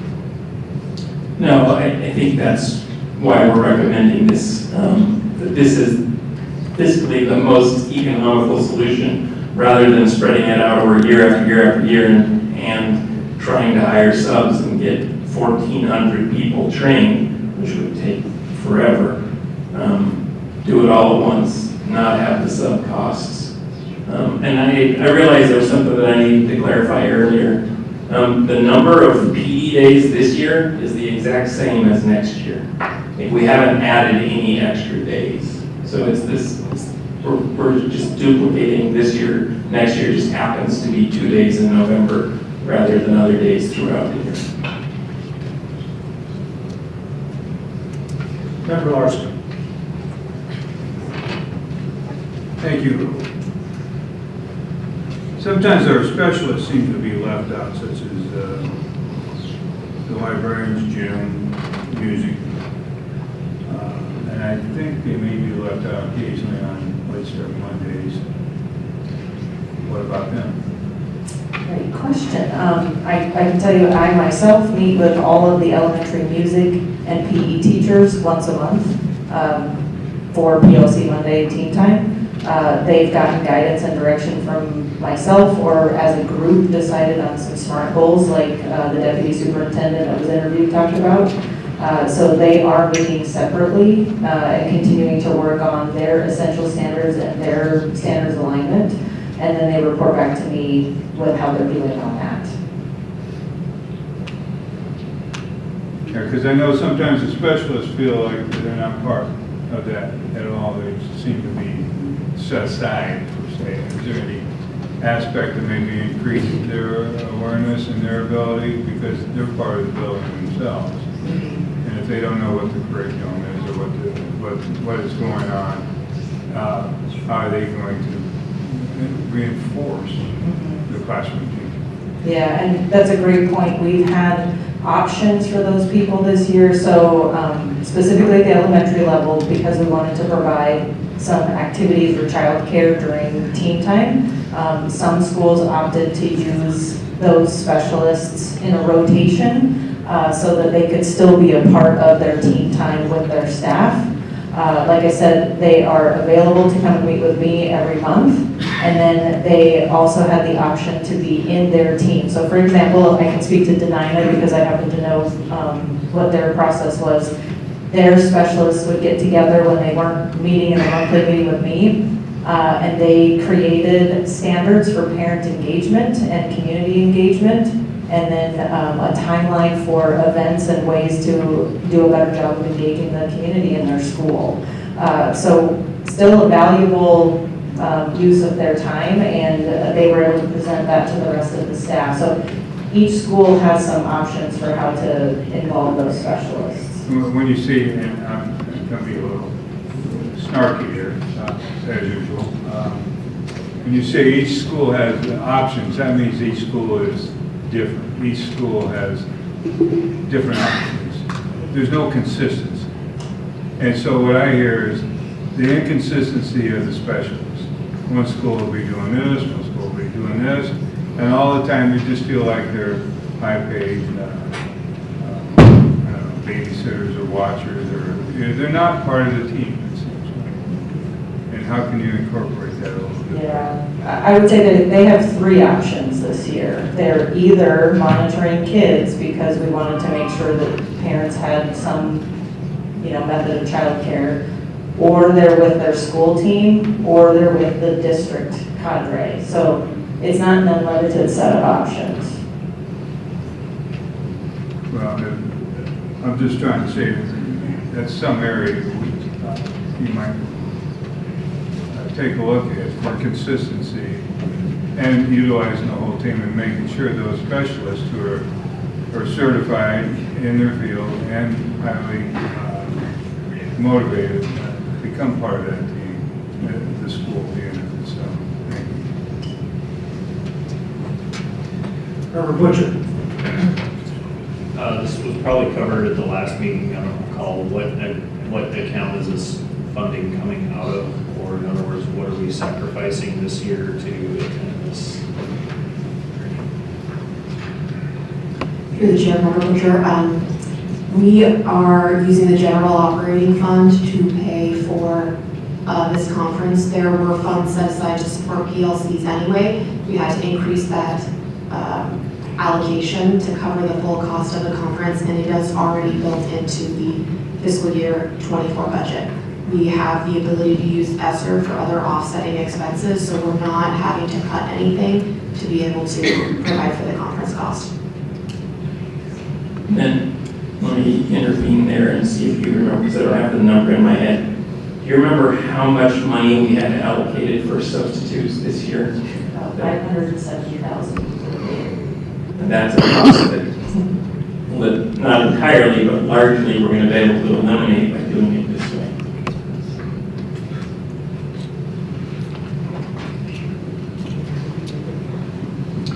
Are there additional costs for busing, food for the day, things like that, that are not in just this fee for the conference? The food is built into the cost of the conference. As to transportation, I can't answer that. Yeah, I did just crude napkin math, and it's going to be at most tens of thousands if all of the employees decided to use the bus, which probably most won't. Like I think I said last time, like I know that I will just drive myself into Anchorage, but that is definitely going to be an option for employees. And if the employees choose to drive in, that's a reimbursable expense for them? No, not in general, but I think Deputy Superintendent Gardner could add to that. Well, as Dr. Trini's mentioned, we have a lot of conversation that we want to continue to have with MatSu Education Association just on the fairest, most equitable way to provide for teachers to attend the conference. But generally speaking, in the past, when we provided teachers with the option of transportation, then it's certainly not required. They don't have to ride on that transportation, but because we provide it as an option, we don't provide them with the choice of seeking reimbursement for that mileage. So they can certainly drive their own vehicle, but because we're providing the transportation option, they would not be able to submit for mileage reimbursement. Ms. McCall? Also, so would the time that they take off, so, I mean, they can't be expected to be in Anchorage at their normal starting time, and then they would leave an hour, that would probably be because of their contract date. Through the chair, Member McCollum, we do have contractual obligations that talk about travel time. Part of why we had elected to have flexibility on Fridays and have teachers in their building on Friday so that we can try to work with MSEA to balance those hours over that 3-day period, maximize the time at Anchorage at the conference, and then have some flexibility on that Friday to make sure that we're not overextending what the contract will allow. So basically, we're losing 4 hours, an hour each direction, 2 days, that's 4 hours of less training time in my mind, right? Yeah, certainly that's a trade-off. Go ahead. It could, I mean, that's the kind of one of the worst case scenarios if we started tracking minute for minute. Again, that's part of the reason why we want to make sure that we're working with MSEA so that we can try to not have that be the reality, but we'll be working with them to figure out what's fair, what the travel time is, and what we do need to account for.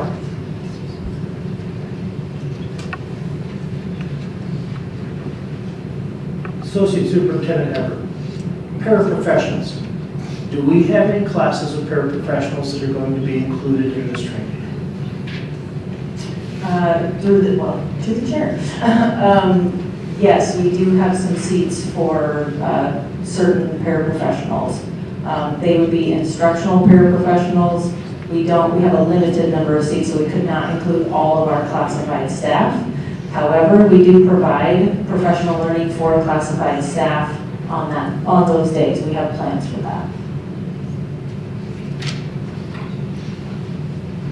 Any further board discussion? Member Underwood. Probably answer this at some point, but recall. Is there a plan built in for how long PLC Mondays are to be a thing? I know we get a lot of feedback and emails about from parents and businesses, and I've heard it a million times about how much they don't like that option of having to drop their kids off late. Is there any talk about a different time of the week? Or how is this forever and a thing for every school year or PLC, or like what does that vision look like for the next years? Well, I certainly hope that PLCs is a thing that goes on for perpetuity, because that's kind of the whole point of it, that you're constantly trying to get better. That you're looking at those 4 questions over and over and over again. What do we want students to know? How do we know they know it? What do we do when they don't know it? What do we do when they already know it? That's a cycle that should continue on and on. Now, the timing of PLCs, like we already modified it partway through this school year by offering before school care at our elementary schools. That's something we certainly can expand or modify or change the exact date. I mean, there's obviously reasons why we picked Mondays, but all of those mechanics of PLCs, those I think are up for reconsideration. Of course, when you do something, you want to try to make it better. But the general idea, it's not something that we're going to be, all right, we arrived, and now we're done with it forever. That shouldn't happen. That's not how PLCs work. You need to have staff that are constantly working to get better. Member Butcher. It seems like the Menard Sports Center ice area might be sufficient space to host this training and keep it local, and Matsu Borough could be self-sufficient rather than sending it to Anchorage. Through the chair to Member Butcher, we did look at Menard Sports Center. However, it does not have the breakout room spaces that are needed. So there's a keynote section to the conference where everybody's together, but then you have to have several breakout spaces for people to do that, and it wasn't enough.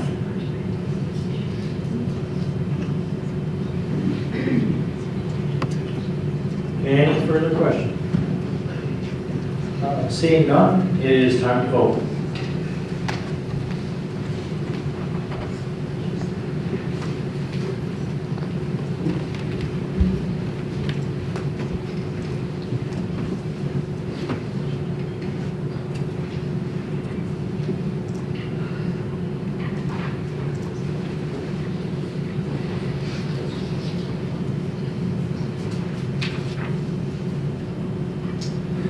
Okay, contract approval, Solution Trees Incorporated has passed. So we are going to now move on to item B.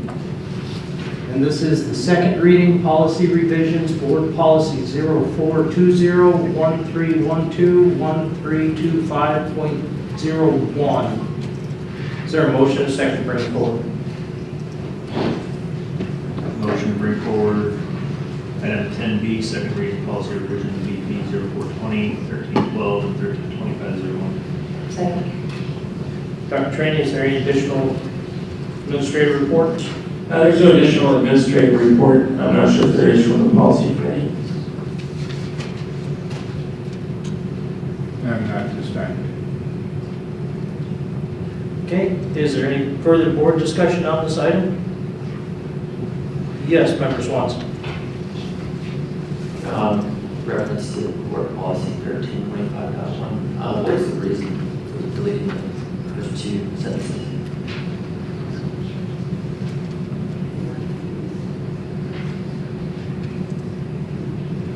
Train. Yeah, and I welcome the policy committee to join in on this. I think that we partially thought it was redundant, and that we were just trying to simplify the policies in general. The last sentence in that paragraph, school time should not be used for promotion of commercial products. I think the committee felt like it summarized it all without as much flowery language, I think was the word that I heard.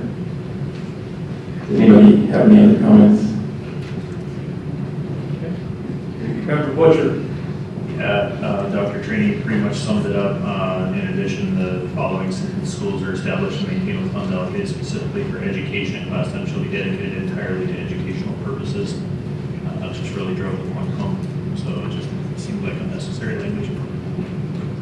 Thank you. Any further board discussion?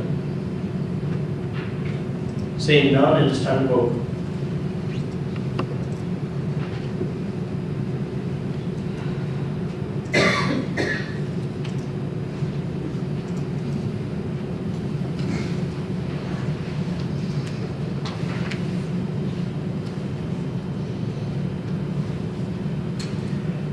Okay, item B, second reading, policy revisions, board policy 042013121325.01 has passed. Moving on to item C, reemployment of non-tenured teachers for the 23-24 school year. And motion and second to bring it forward. Move to bring forward the reemployment of non-tenured teachers for the 2023-2024 school year. Second. Dr. Trainee, is there administrative report? No additional reporting. Okay, is there any board discussion at this time? Member Larson. I think the budget is talking about how we are going to be able to pay for the next year, 23-24 school years by using the rest of the COVID funds as well as part of our reserve. I just want next year when we come to this same topic, it'll be a very different approach depending on what our legislative body comes up with. Just prepare yourself. Thank you. Any further board discussion? Seeing none, it is time to vote.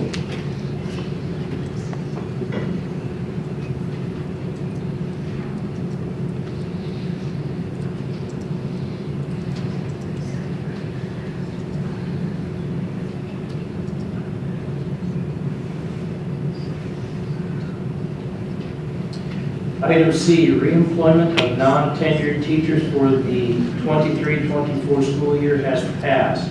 Moving on to item D, reemployment of type M certified teachers. Is there a motion and a second? Motion to bring item D, reemployment of type M certificated teachers. I'll second. Okay, has been moved and seconded. Dr. Trainee, is there an administrative report? No additional administrative report. Is there any board discussion at this time? Seeing none, it is time to vote.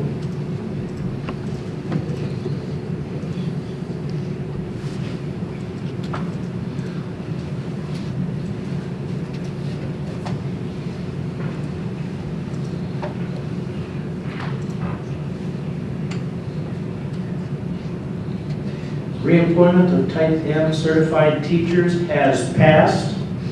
Okay, now we are going to take a 10-minute break. Well, missed the 8 o'clock, but.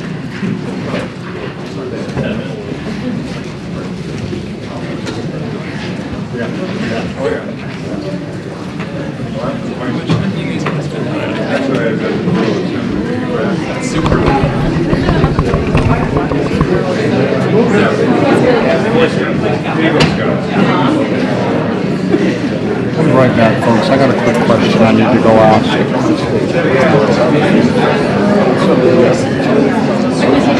Quick question.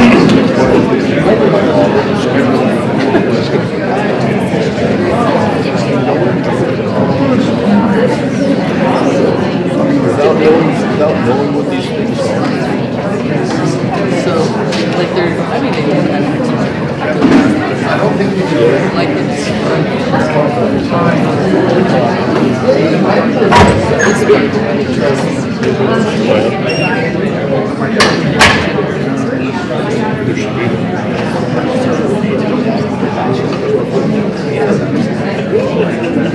But you have to be able to explain what the different things are.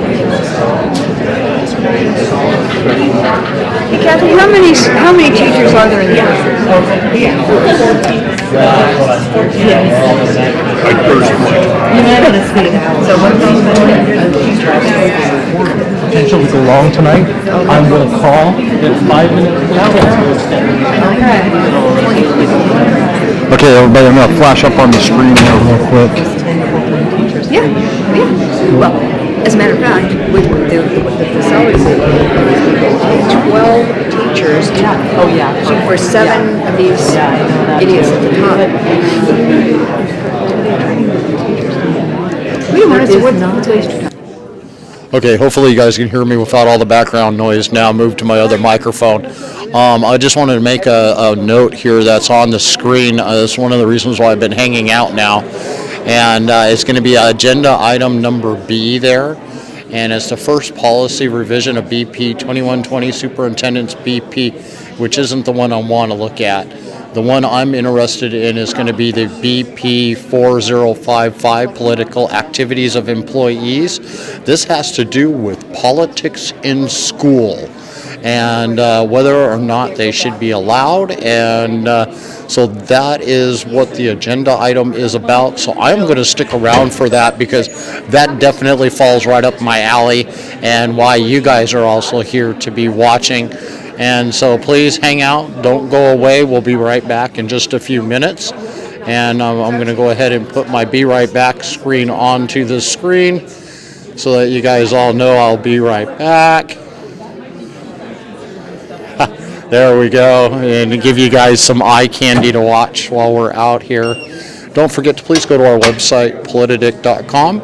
Click that support button. All proceeds go right back into doing what we're doing here for the gas money to be able to get there and get here. It's always greatly appreciated. And as I stated earlier, we are being sued for someone thinks that our First Amendment rights do not apply to us as Politadick. And we need your help to make sure we can hire a crackerjack attorneys out there to represent us in this battle. As I've stated multiple times before today, I want to fight this all the way to the Supreme Court, and if it happens to go that direction, the attorneys I've talked to so far are more than willing to do that. And let me tell you, I probably won't end up having to pay a dime of it in the end. But until that end comes, I need help to hire the attorneys now to be able to make sure we are properly represented and our First Amendment rights, mine, yours, and everybody else's, are well protected. We'll be back in just a minute.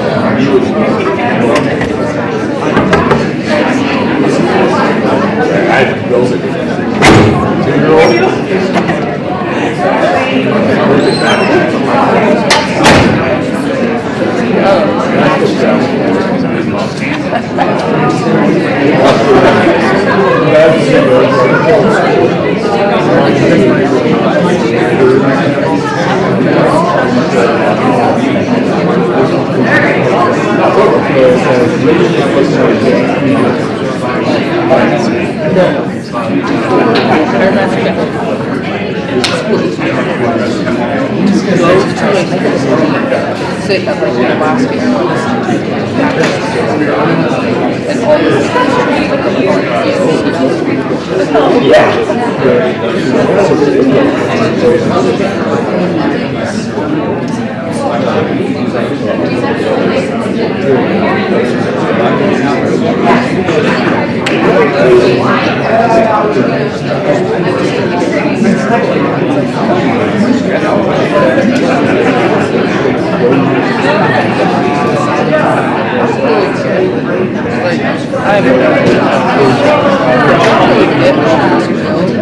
has like little visions and warnings and single types of juice. I'm like, does it have like?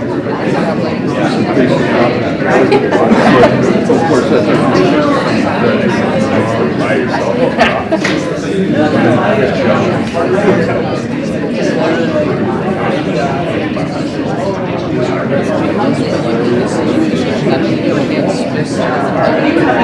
But did you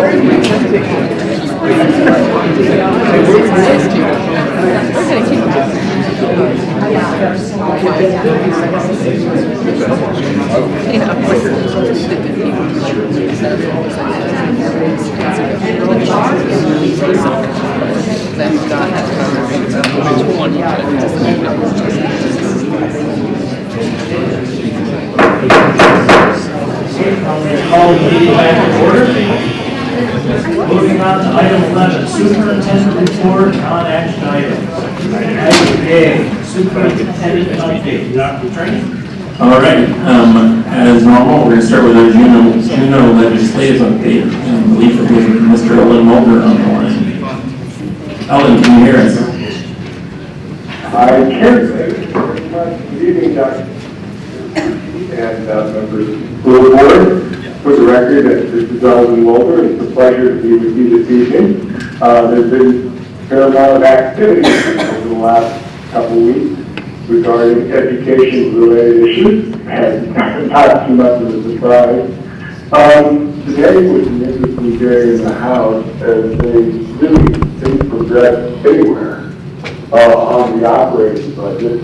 They battled themselves into a corner in relation to the funding for the BSA, or actually the House had on Tuesday or Monday, adopted an amendment that would increase a one-time increase for education funding outside the formula $175 million, which translated to the Matsu Borough School District is still over $24 million increase for our district. That was funding source from federal funds. Today, the majority offered an amendment, and it was adopted, changed that funding source from federal funds to constitutional budget reserve. That had the minority step in. We did not want to give it a 3/4 vote. And at this point in time, the only thing that happened is that $175 million has been removed, and it's sitting on the outside waiting for a vote of the 3/4 vote. So my take on the whole situation is that probably a lot of fall drop and not so much. I really believe that the Senate majority is very committed to an increase within the BSA, and I don't think they're going to go out of town without it.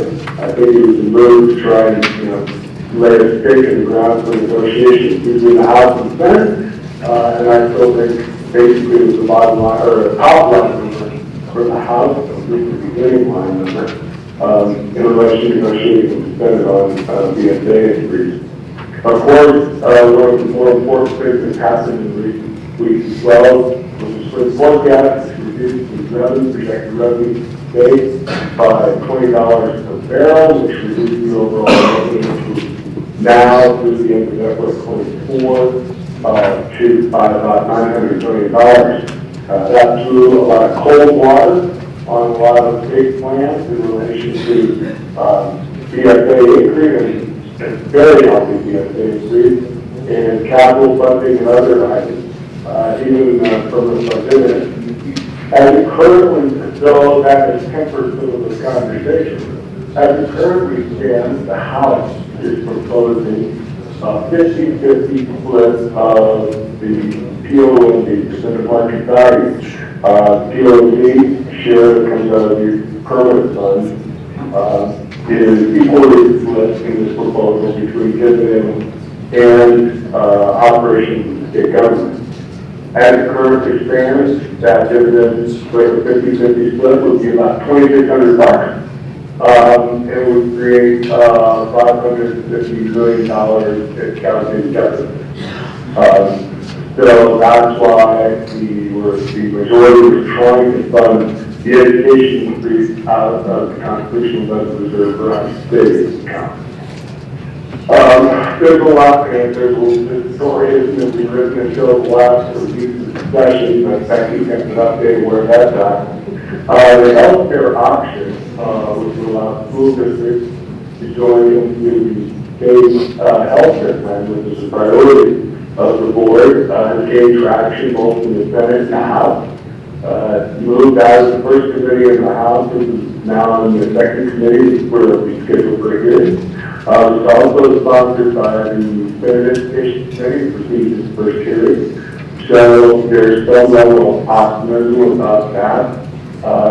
If we reach the point where the House negotiates for a package for education, I don't know if there's time to get the healthcare bill both through both bodies between now and the end of the session, but it could be part of a larger package. An interesting development also had with the introduction of the bill and initial hearing coming up on increasing the correspondence factors, which has been a priority for the board for quite a while. If you recall, the correspondence factor is the amount of money that's provided for each student that student has enrolled in MatSu within the correspondence program. As you might recall also, currently they're funded at 0.9 of the student, which means we receive less than a full share of the BSA for each student. The bill that was introduced by the co-chair of the House Education actually thought that we've been speaking trying to get to 1.0. The proposal that Representative Buckett was Soltato laid on the table is actually increasing to 1.2. And the justification is that the school districts are responsible for providing special education, special needs, and everything else to the correspondence students and it's just not fair, it's just different. So, I think, as it said in my report earlier, we'd be lucky and happy to get 1.1 or 1.0, but right now the proposal is 1.2. As a side note, that would produce an additional $5.3 million for the Matsu Borough School District, so it's a considerable bump for that to happen. Right now, also, administratively, the division of insurance, one of the issues that as a priority for the board, not necessarily dealt with by the legislature, but administratively, is the elimination of the 80th percentile rule. And it is projected that Director Laura Woodhire, who is the insurance, is going to make a decision or a determination on that elimination of the 80th percentile in the next couple of weeks. There's been a lot of pressure on both sides, but it's speculation is that she will be making a determination to eliminate the 80th percentile soon. Today, the only thing that really hasn't moved very much is people transportation. We've had discussions with several legislators, but honestly, this week everything's been tied up with the operating budget, and we've not gained a lot of traction in relation to getting a bill sponsored and getting it out there. Anticipate doing that, however, next week. The Senate goes on break starting tomorrow until after Easter. I believe that the House is going to be here in June, given their last functions for the last 3 days. That's extremely effective for the whole Easter weekend. So that's the report for this evening. Dr. Trainee, Mr. Chair, members, I'd be happy to answer any questions you might have. Member Larson. Thank you. Well, Mr. Mulder, I did hear a radio ad against the 80% rule, and that kind of surprised me. I guess there must be a lot of money being thrown around on both sides of that. My question to you is pretty simple, and remember, I would like a pretty simple answer from you. I know you down there throwing back and forth. I don't want an optimistic or a pessimistic answer. I want you to roll the dice and tell me what you think will come out of this legislative session as far as the BSA. What's your best guess? If I were a betting man, Mr. Chairman, Councilmember Larson, I would bet on somewhere between $500 and $750 increments to the BSA. What about transportation?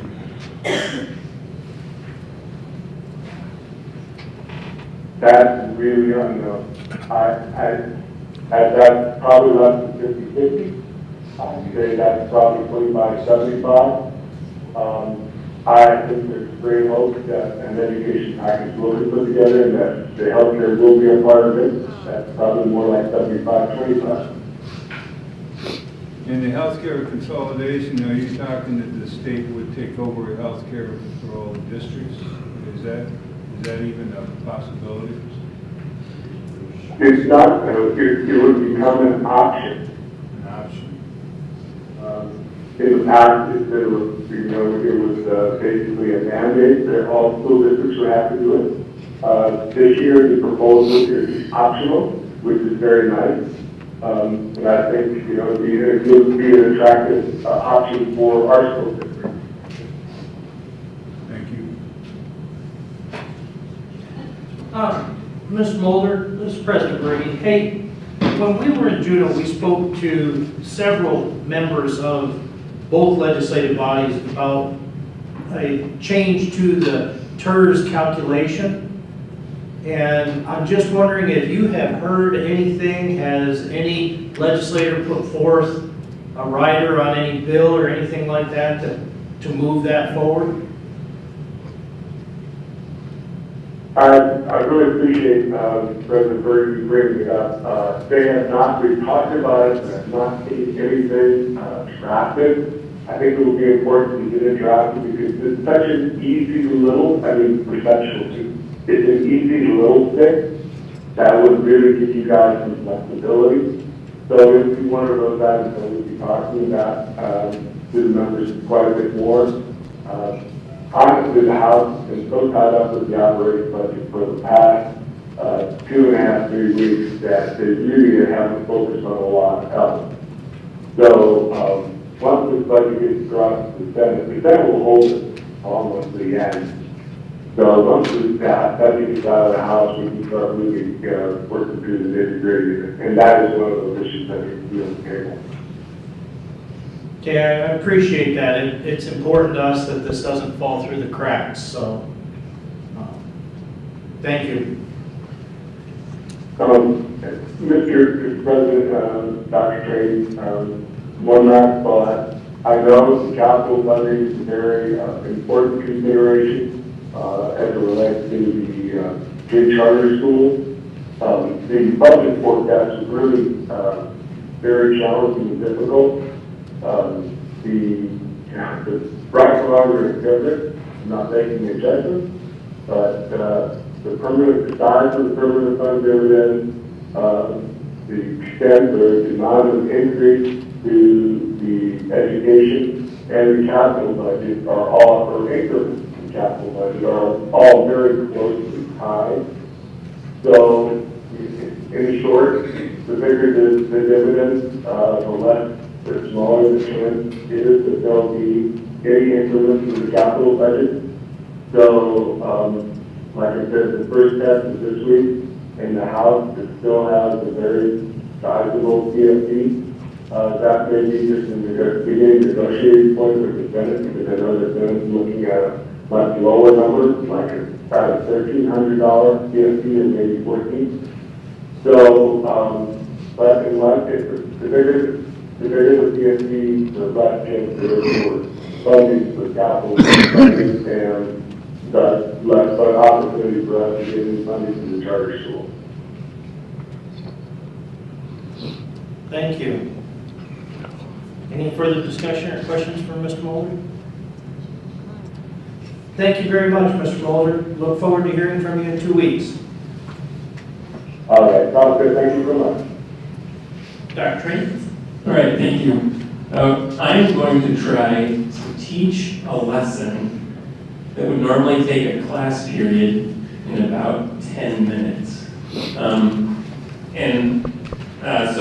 So we obviously aren't going to do the whole thing. Just want to try to walk through this lesson. About 222 kids in the Matsu Borough did this exact lesson last year. I shared an article with the board called The Case for Handwriting. It is linked there where it says read the case for handwriting if you're looking at the proposal. For members in the audience who haven't seen it, I'm going to read a little bit of this just to give everybody the flavor of what the article was. So basically, the students were given an article and they were asked to answer these 3 questions on the right. Identify the author's argument, the main idea or thesis, that's worth 3 points. Explain the author's line of reasoning by identifying the claims used to build the argument and the connections between them, that's worth 6 points. And evaluate the effectiveness of the evidence the author uses to support their argument, that's worth 6 points. So, just in general, here's a synopsis of the article. Across the country, handwriting instruction is fading from prominence.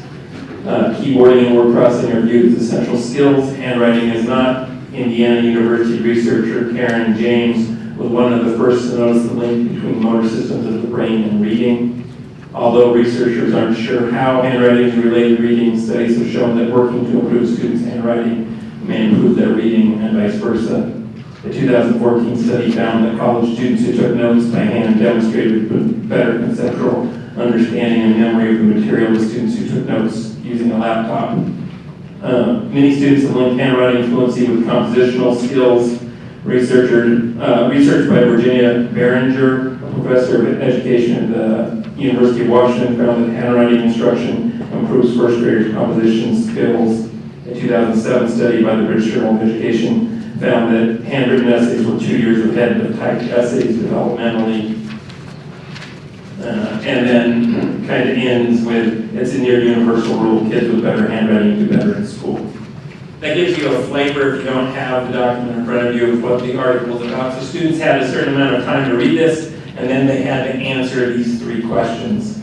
And so now we're going to pretend like I'm going to show you an actual student's example on the next slide. So that first question, identify the author's main idea or thesis. What you want to know is, what do I want the kids to know? So in this case, we want them to know, to be able to identify the main idea or main argument or thesis in something they've read. And then how are we going to evaluate it? Like, what are the common standards? So here they are, it's a rubric. There's actually a 0-point value, like where the kid didn't answer the question, they can get 0 points. But so for 1 point, the response misstates the author's argument, main idea, or thesis, but they at least picked an idea. They get 2 out of 3 points if they identify it in part with some accuracy. They get 3 points if they kind of do a perfect job and they identify the author's argument. So here is a student's answer on the next page, written in this light blue. Jennifer L.W. Fink argues that handwriting is still an important skill because of its relation with doing better in school, compositional skill, and memory. So I know this is going fast. If you were a teacher, we'll go back a slide, and you don't have to answer out loud. Do you think the kid got 1 point, 2 points, or 3 points on this? I'll tell you what the score actually was. A group of educators read through this particular response, and they gave this a score of 2 based on the rubric. So they think the kid got it mostly right. And then that second question, just to remind everybody, explain the author's line of reasoning by identifying the claims used to build the argument, the connection between them. It's worth 6 points. And then the rubric is underneath it, ingrained response correctly identifies at least one of the author's claims. So if they only identified 1 claim, they get 2 points. If they identify more than 1 claim and they identify connections or acknowledge a relationship between the claims, they get 4 points, 4 of the 6. And they do a perfect job and identify how the claims are connected, and maybe more than 2 or 3 claims, they get all 6 points. So here is the student's answer. It's small, so you're probably having trouble reading it if you're online. So I will read the student's answer, and then I'll tell you how the student scored. So the student writes, Jennifer Fink argues that handwriting is still an important skill because of its relation with doing better in school, composition skills, and memory. The author first begins by explaining the effect on memory that writing has on students. She further explains that writing helps to connect the information through the brain. She exemplifies this by including a fact from a study about college students. It proves her point by saying that writing notes, as opposed to typing them, help the students to retain and understand the information more than students with a laptop. Secondly, notice they've now got their second claim, so they just jumped from 2 points to higher. That's how I would grade this. Secondly, the author states that compositions improve when handwriting is used and not typing. The author backs up her statement by using a quote explaining that one student does not have to worry about writing, it frees them up to focus more on their actual writing. Finally, Fink claims that better handwriting will help students do better in school. It improves motor control, but can even help the teacher read it, which may lead to higher scores on its own. The author also used sources that claim that writing will prepare students more for tests like the SAT. In conclusion, the author proves the point that handwriting is important by explaining the effects it has on memory, performance in school, and compositional skills. We don't have to guess out loud, but I kind of already hinted that they got more than 2 points. So a team of educators scored this particular response from this student. It's the same students in all of these, and they gave them a 4. They said it was close to getting all 6 points, but for a couple reasons they decided to give it a 4. And then the last question, remember, was the students asked to evaluate the effectiveness of the evidence the author used to support the claims made in the argument. It's going to be worth 6 points. There's the rubric. So 2 points if the response identified very little evidence, makes superficial reference to relevance and or credibility, but lacks explanation. 4 points if the response explains various pieces of evidence in terms of credibility and relevance, but may do so inconsistently or evenly. And 6 6 points that they do a great job talking about the credibility and relevance. And so once more, if you'll just humor me, I'll read this particular student's response because I know it's very small on this slide. The evidence the author uses to support her argument is very good at proving her point and is for the most part recent data. However, she could have included more credible sources.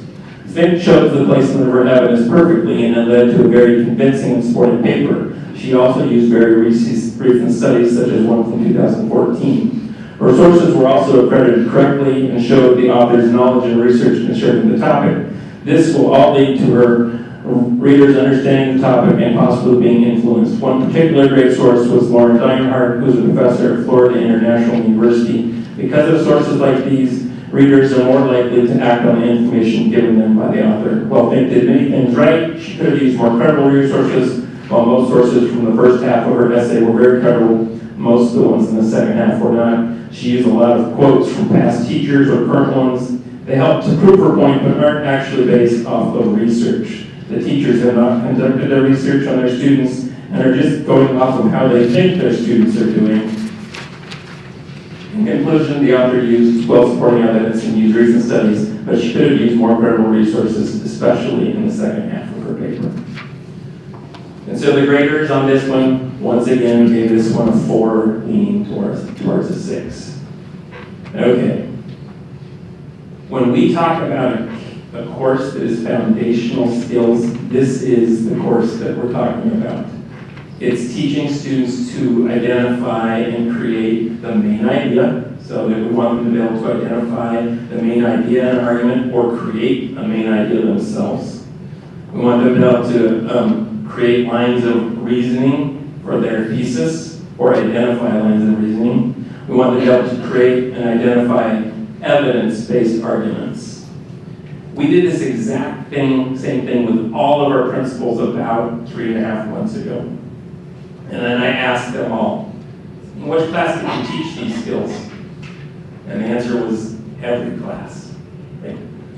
This is what we want to teach kids to learn, to read and write and think critically, be able to identify the lines of reasoning and arguments that people make, be able to make their own line of reasoning, be able to decide if the evidence they're using is credible and reliable.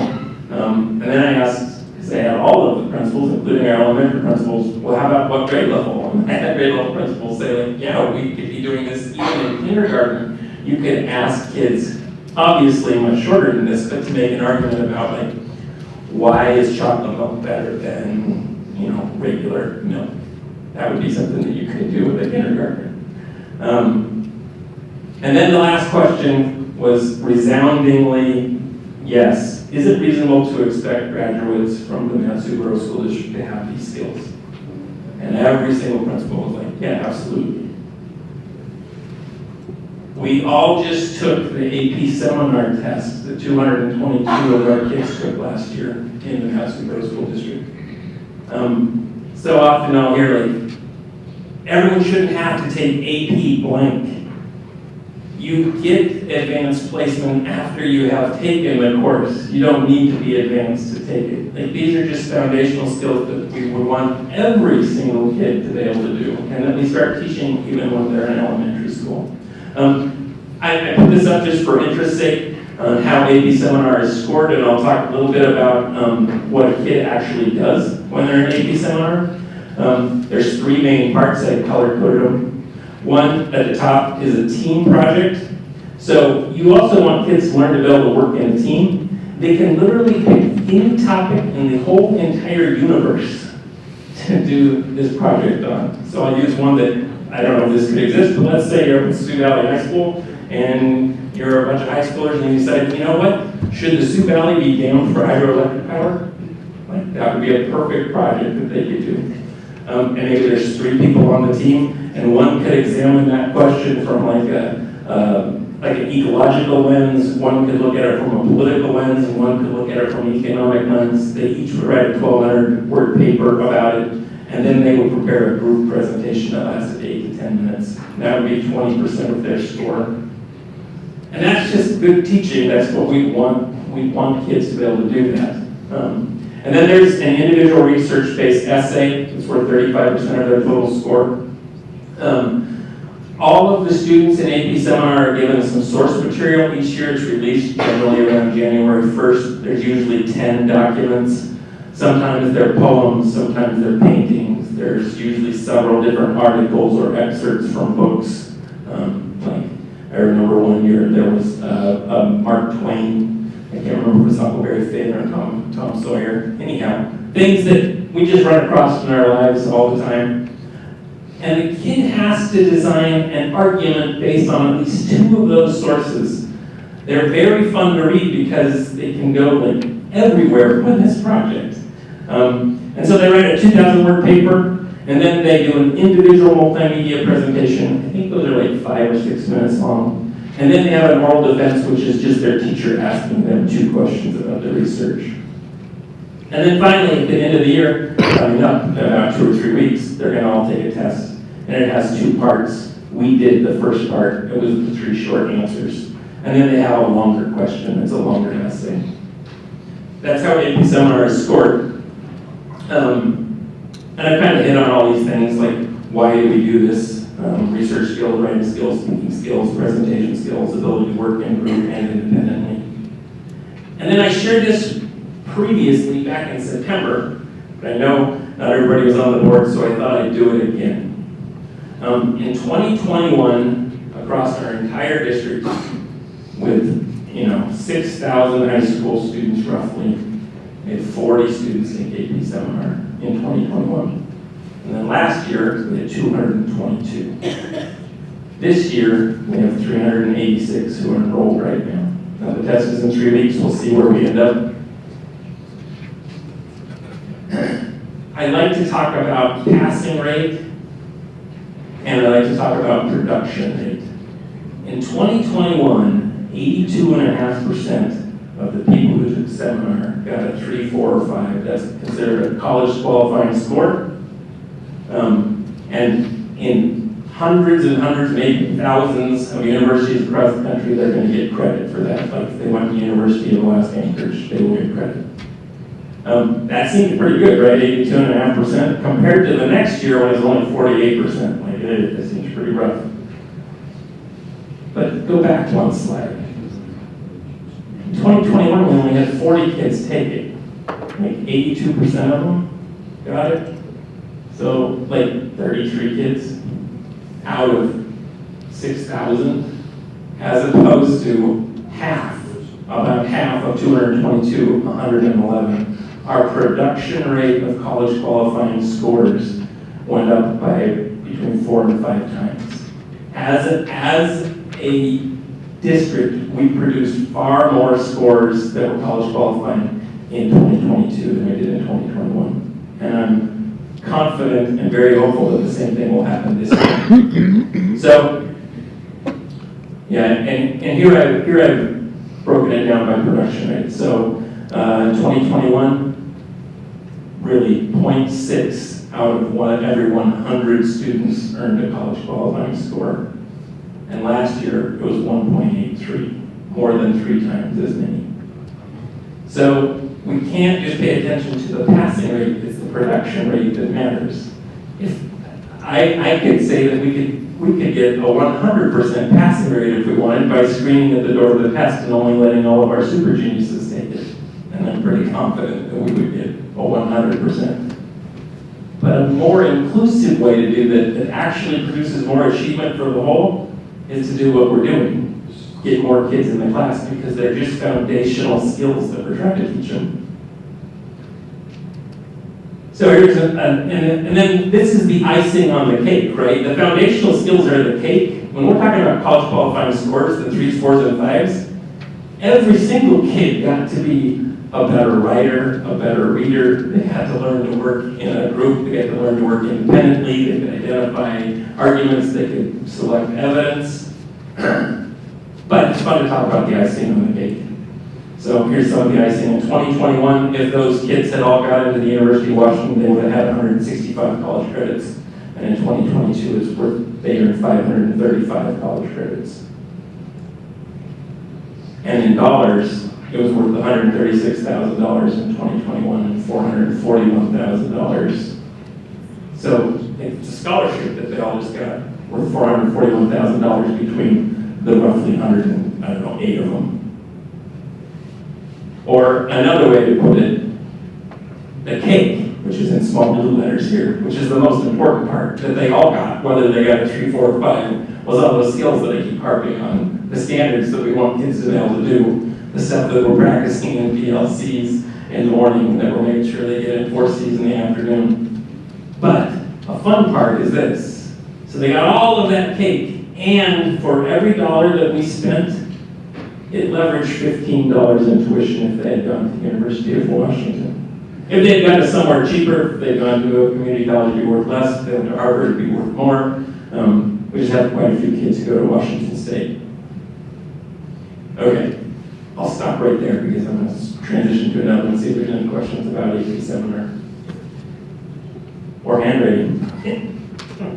Well, first off, Dr. Trainee, on the handwriting, I'd like to see a presentation on how handwriting is taught in our schools, if it is even. What grade levels, things like that, because I firmly believe that kinesthetic learning and handwriting is part of that, very important. So yes, you generated more work by giving me this. Secondly, going back to the AP, start off with 2 questions. Taking the AP test, there is a cost to taking that. What I'd like to know is the cost to students for taking that, and then is there a penalty? Because you mentioned that 3, 4, or 5 graduates for college credit, but if they come back with a 2 or 1, is there any penalty generated against that student at the district level? So the cost for the students is 0, because we're paying for the tests. And there is no penalty in their grade. A student gets their grade in the course, and then they get to participate in a scholarship competition called the AP test. And there's no penalty if you don't get the scholarship, there's just a reward if you do. Okay. And, you know, some quick math here for the UA system for undergraduate tuition. That class would have saved the student $702. And I believe they can transfer up to 30 credit hours of AP scores, so that's $7,000+ worth of total tuition and fees that they don't have to pay on. So that's a significant savings for those who choose to take advantage of that. But I've taken up time. Ms. Satchel. That if you pass the AP test with a 3 or higher and you get an A in the class, it moves your grade up the second semester. Yeah, you're right. Thank you. You actually, there's another benefit to it. I'm not sure if everyone can hear. So let's say you didn't get an A in the class, but then you got a 3, 4, or 5, and you got college qualifying tuition at, say, Boston University, then your grade moves to an A. So there's like that incentive for students to because kids sometimes don't do all their work on time, and then they grow up at the end of the year and they're like, you mean I can save myself, my fall self by doing better in the spring? So yeah, you're right, thank you for bringing that up. Any other questions? Go ahead, Dr. Trainee. Okay, I'll transition real briefly to 4Cs. There's some, I'm on the right page myself. You're going to recognize some of these slides because I'm trying to follow up and, I keep working on the same thing. So 4Cs, the most important by far of the 4Cs is the credit portion. Remember, our graduation rate has improved dramatically over, say, the last 8 or 9 years. We have the highest of the big 5. We just posted the highest that anybody can remember and forever. But 85% or 86% is still not good enough. You don't want a 1 in 6 chance of your kid not graduating, and I wouldn't want that. So we should want to raise that.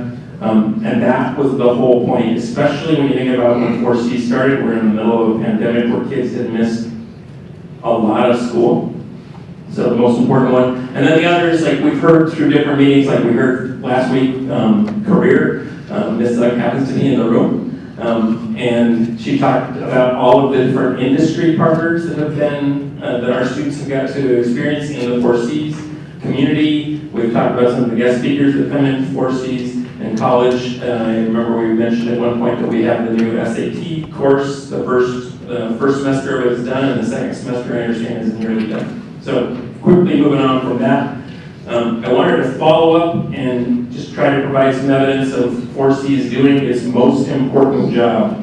So on February 13th this year, I showed you all the graph on the left.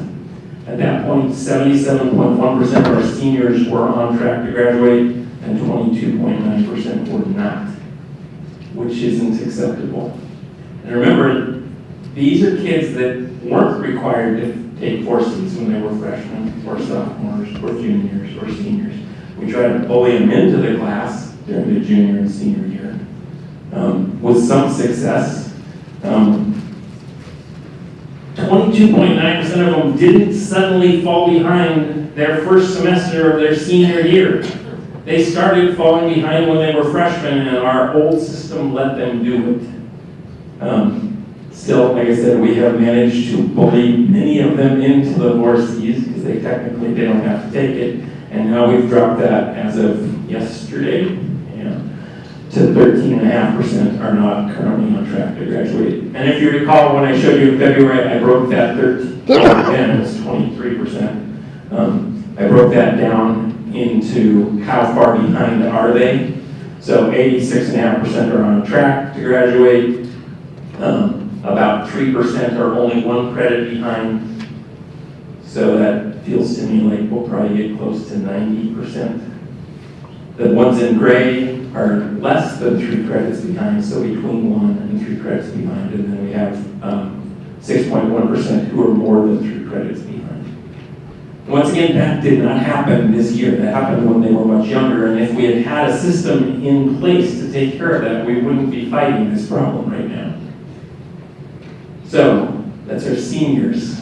When we look at all of the kids, so this is middle school and junior, senior highs, and you can read like, we have their 3-letter code at the bottom, so Colony Middle School, Houston Middle School, PJM, you can see how their Fs and incompletes, this is mixing them together, how it's tracking over time. Now, CMS, they're giving incompletes and not Fs, so this is capturing a lot of Ds, so it artificially inflates them, but actually they're kind of setting a higher standard. Like, we don't want you to have a D, we want you to have a C. Yeah, go ahead. Sorry. So I'm looking at that chart, the middle level. So they can give an I or an incomplete, and it really means a D or an F. Is that So some schools are giving I's and F's. Some are just giving I's. But I. So an it's I. not the same thing. I mean, an I means they have. An I means they can make it up, right? They can still finish. Yes. Yeah. So these are worst case scenarios, right? Because there's I's mixed in here.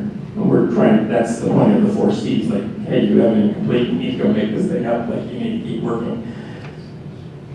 But notice we don't have 23% anywhere on the board, right? Like, the numbers are pretty low. Like, if you pay attention to the grade column, 4%, 10%, 5%, 4%. I don't want to average averages here because that wouldn't be very accurate, but you can just tell in general, we're taking care of the problem in real time with our middle school kids. And now middle school kids, they aren't going to generate credits anyhow, unless they're in a high school course. But we're trying to teach them, like, no, you need to deal with the problem, like, now. We aren't going to ignore you and let you accumulate lots of incompletes or failures over time. And then high schools on the next page, and I've shown this, this graph lots of times. We get it every week. We have this graph printed out for all our schools. We're watching it. You can see the same thing. Like, we aren't generating the kinds of Fs and incompletes that are going to have 23% of our kids not on track to graduate with only one semester to go. that's all I have on that particular issue, and then I have two good things. So we have the art teacher of the year, Vanessa Powell. She works at Colony Middle School, and she does fantastic, great things with kids. And then our last one, I think this is a good thing, some people may not. Spring assessments, spring is the time for testing in schools everywhere across the country. And we have a lot of tests in the state of Alaska. We have the AK STAR test, we have map growth tests, we have the Alaska Science test, we have AP tests. I'm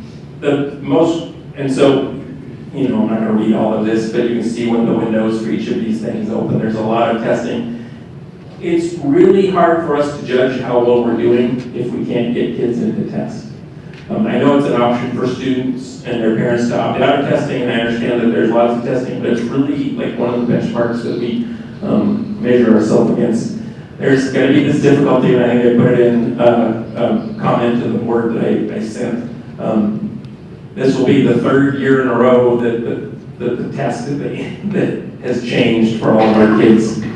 So it's going to be kind of hard to compare this year's scores to last year's scores or the previous year's scores because of different tests. But supposedly, the test that all of our elementary kids up through middle school and high school are taking, the AK STAR test, supposedly this is the final version, and then we're going to start being able to get some longitudinal data. So really, I put this on as a good thing, trying to encourage as many people as possible to take the tests. And that's all I have. Member Larson. Real quick, we're starting to test in March 27th. We're testing next week, and then a bunch of series of tests, and we'll be testing through April. And then May rolls around. What do we do in May when all the testing's done? It seems like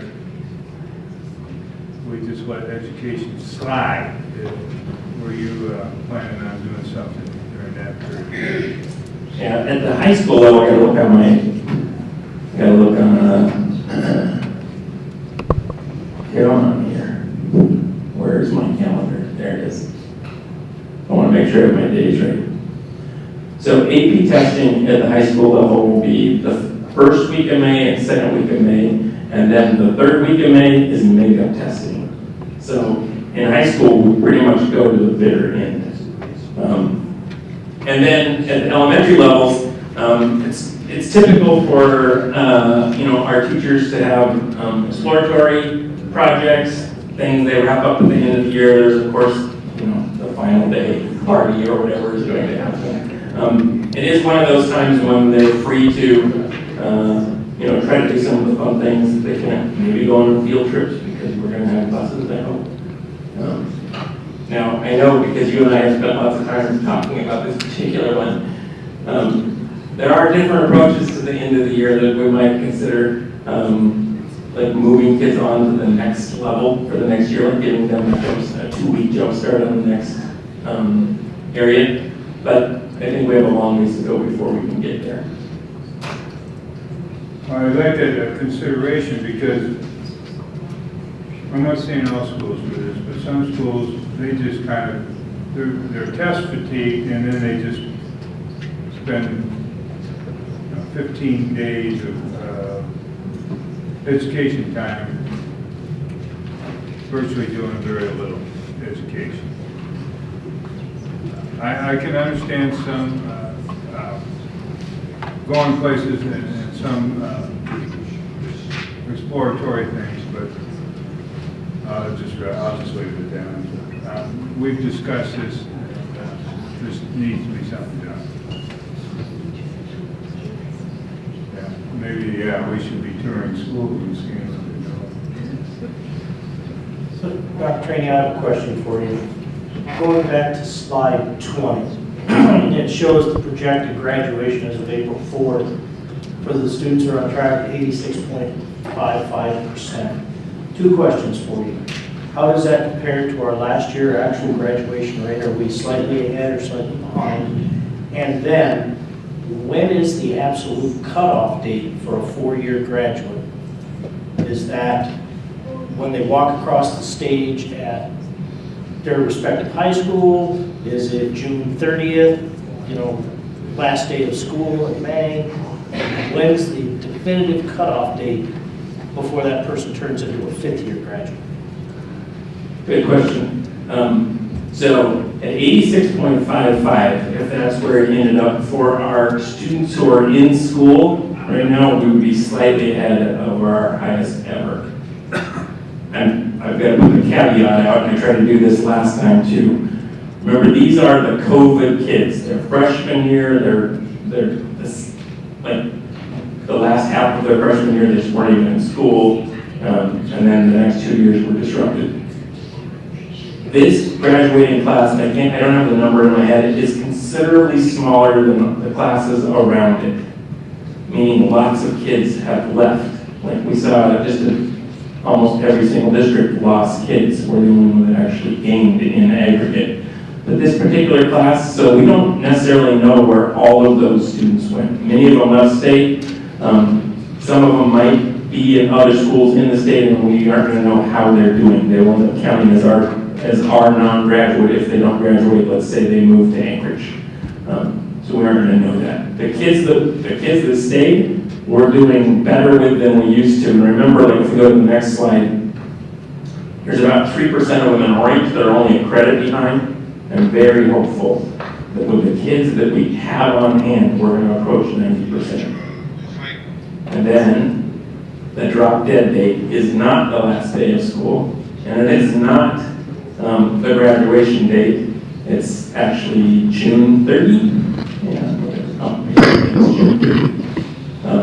And so we're actively planning on how to extend the school year for those kids. And I've had these conversations with students over the years. No one ever asks you, like after you're out of high school, hey, you want a job? Would you show me your graduation, photo? Would you show? They don't ask for that. What they ask for is your transcript. They want to know that you actually graduated. And so I know that all across the district we have different administrators delivering that message to kids who are maybe in that gray or yellow category. Like it's important that you finish. You may not have made it in time for the actual graduation ceremony, but that's not what people are going to ask you about when you go try to get a job or go try to get into the military. They're going to want to see your transcript and did you graduate. So we normally have a push at the end of the year after school is over to help those kids in that boat graduate, and this year will be bigger than ever.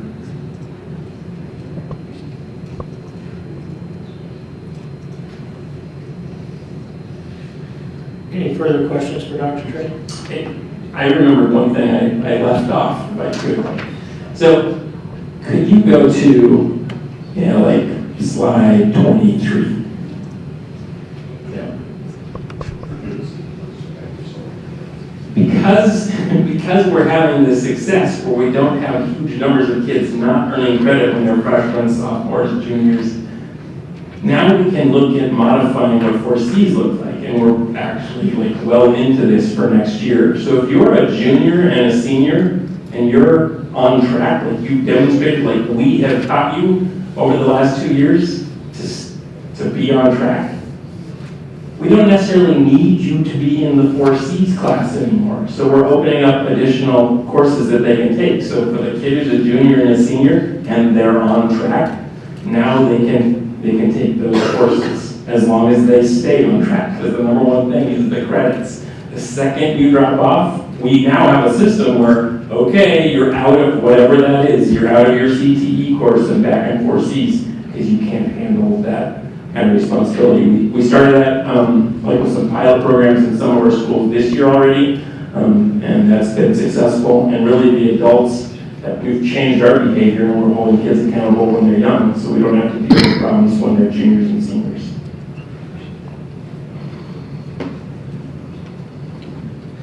So, question for you, Dr. Train. I have a concern over using incompletes, and incompletes can be used incorrectly because they're meant to allow a student who didn't get work in to be able to finish their assignment and then have that converted into a grade. Generally, an incomplete converts to a grade. If the work is not completed, it converts to an F. You mentioned at one school that student they were giving incompletes in lieu of a D grade, which is passing. It's minimally passing, but it's still a passing mark. And I'm concerned with this usage. One, are we communicating well to parents what an incomplete is and what their options are should their student receive an incomplete? And then, what is the plan for conversion? You know, that I'd hate to see an incomplete on a transcript for 2, 3, 4 years. And I'm sorry, I'm not well versed. I don't know how long an incomplete by board policy or administrative policy is expected to stay on a transcript. So if that doesn't exist, then we need to set that parameter so that the administrators and the parents know. Yeah, yeah, you're right, they don't stay incomplete forever. And I don't have it in my head what the timeline is, I'm looking at the back. We'll get that information to you in the board tonight. That's fine. Unless I get a text here. My concern is that we need to communicate this out to the parents and make sure that we are, because I have received phone calls on this one. So we just need to make sure that we're using this correctly and communicating that to our community. All right, we'll hold it on that.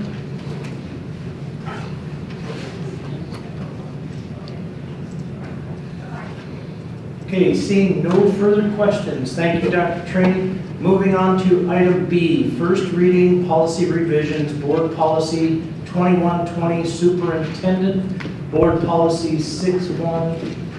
Oh, we killed that one. So let's go on to board policy 4055, political activities of employees. Dr. Train? And I also invite the board policy committee to add their commentary for this. So they're really minor changes in BP 2120 in the second paragraph, replacing the word vote with the word direction. That's the only change. And then in BP 4055, in the first sentence, add the two words social activism. And then we're holding the other one until maybe 2 meetings from now. Okay. Are there any questions on the two board policies for the superintendent?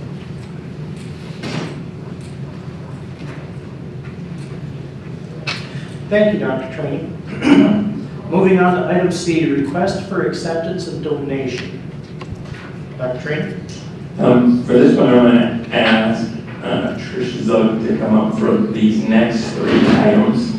These are all related to CTE grants.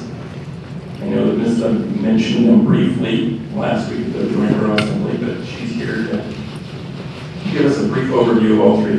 And if you'd like, maybe she could just run through all 3 at once and then stick around for questions. If there's no board objection, I'd be glad to do that. Good evening, members of the board, and through the chair. For the record, Trish Sugg, Matsu Borough School District Current Tech Ed Program Administrator. Before you, we have 3 opportunities for us that we're really happy to have before us. And what order they're in, so that I read them. So there's a lot of order, I'll just mention all 3 of them. The first one is a $24,000 grant that is categorical funding. It is leveraged out to districts CTE personnel for technical training. So it's earmarked for that. We put in for that is a $25,000 grant. We were granted $24,000. The magic number that goes to the school board. Although in this case, because it has personnel involved in it, it does need to come before you as a board. So that one. Hello, my fellow Alaskans. Thank you guys all for being here today. It's greatly appreciated. Oop, I noticed just what happened there. Surprised if you can hear me at all.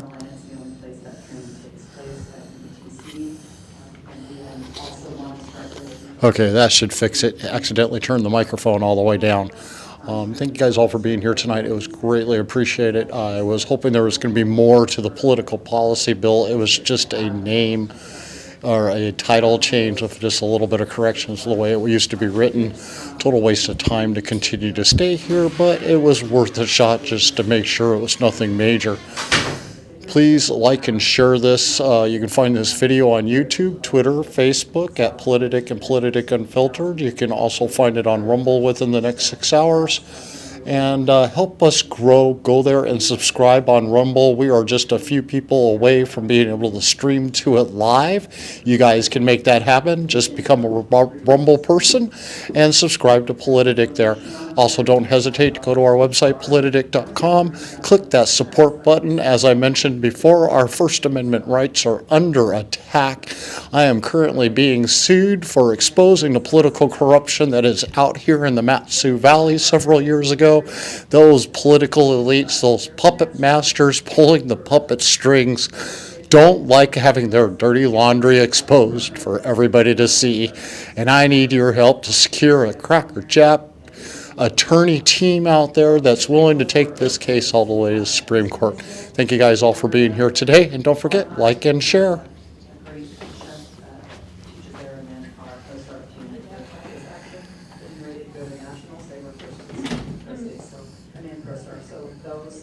Programs are still going on. They're to be supported by our chapter of CHAR.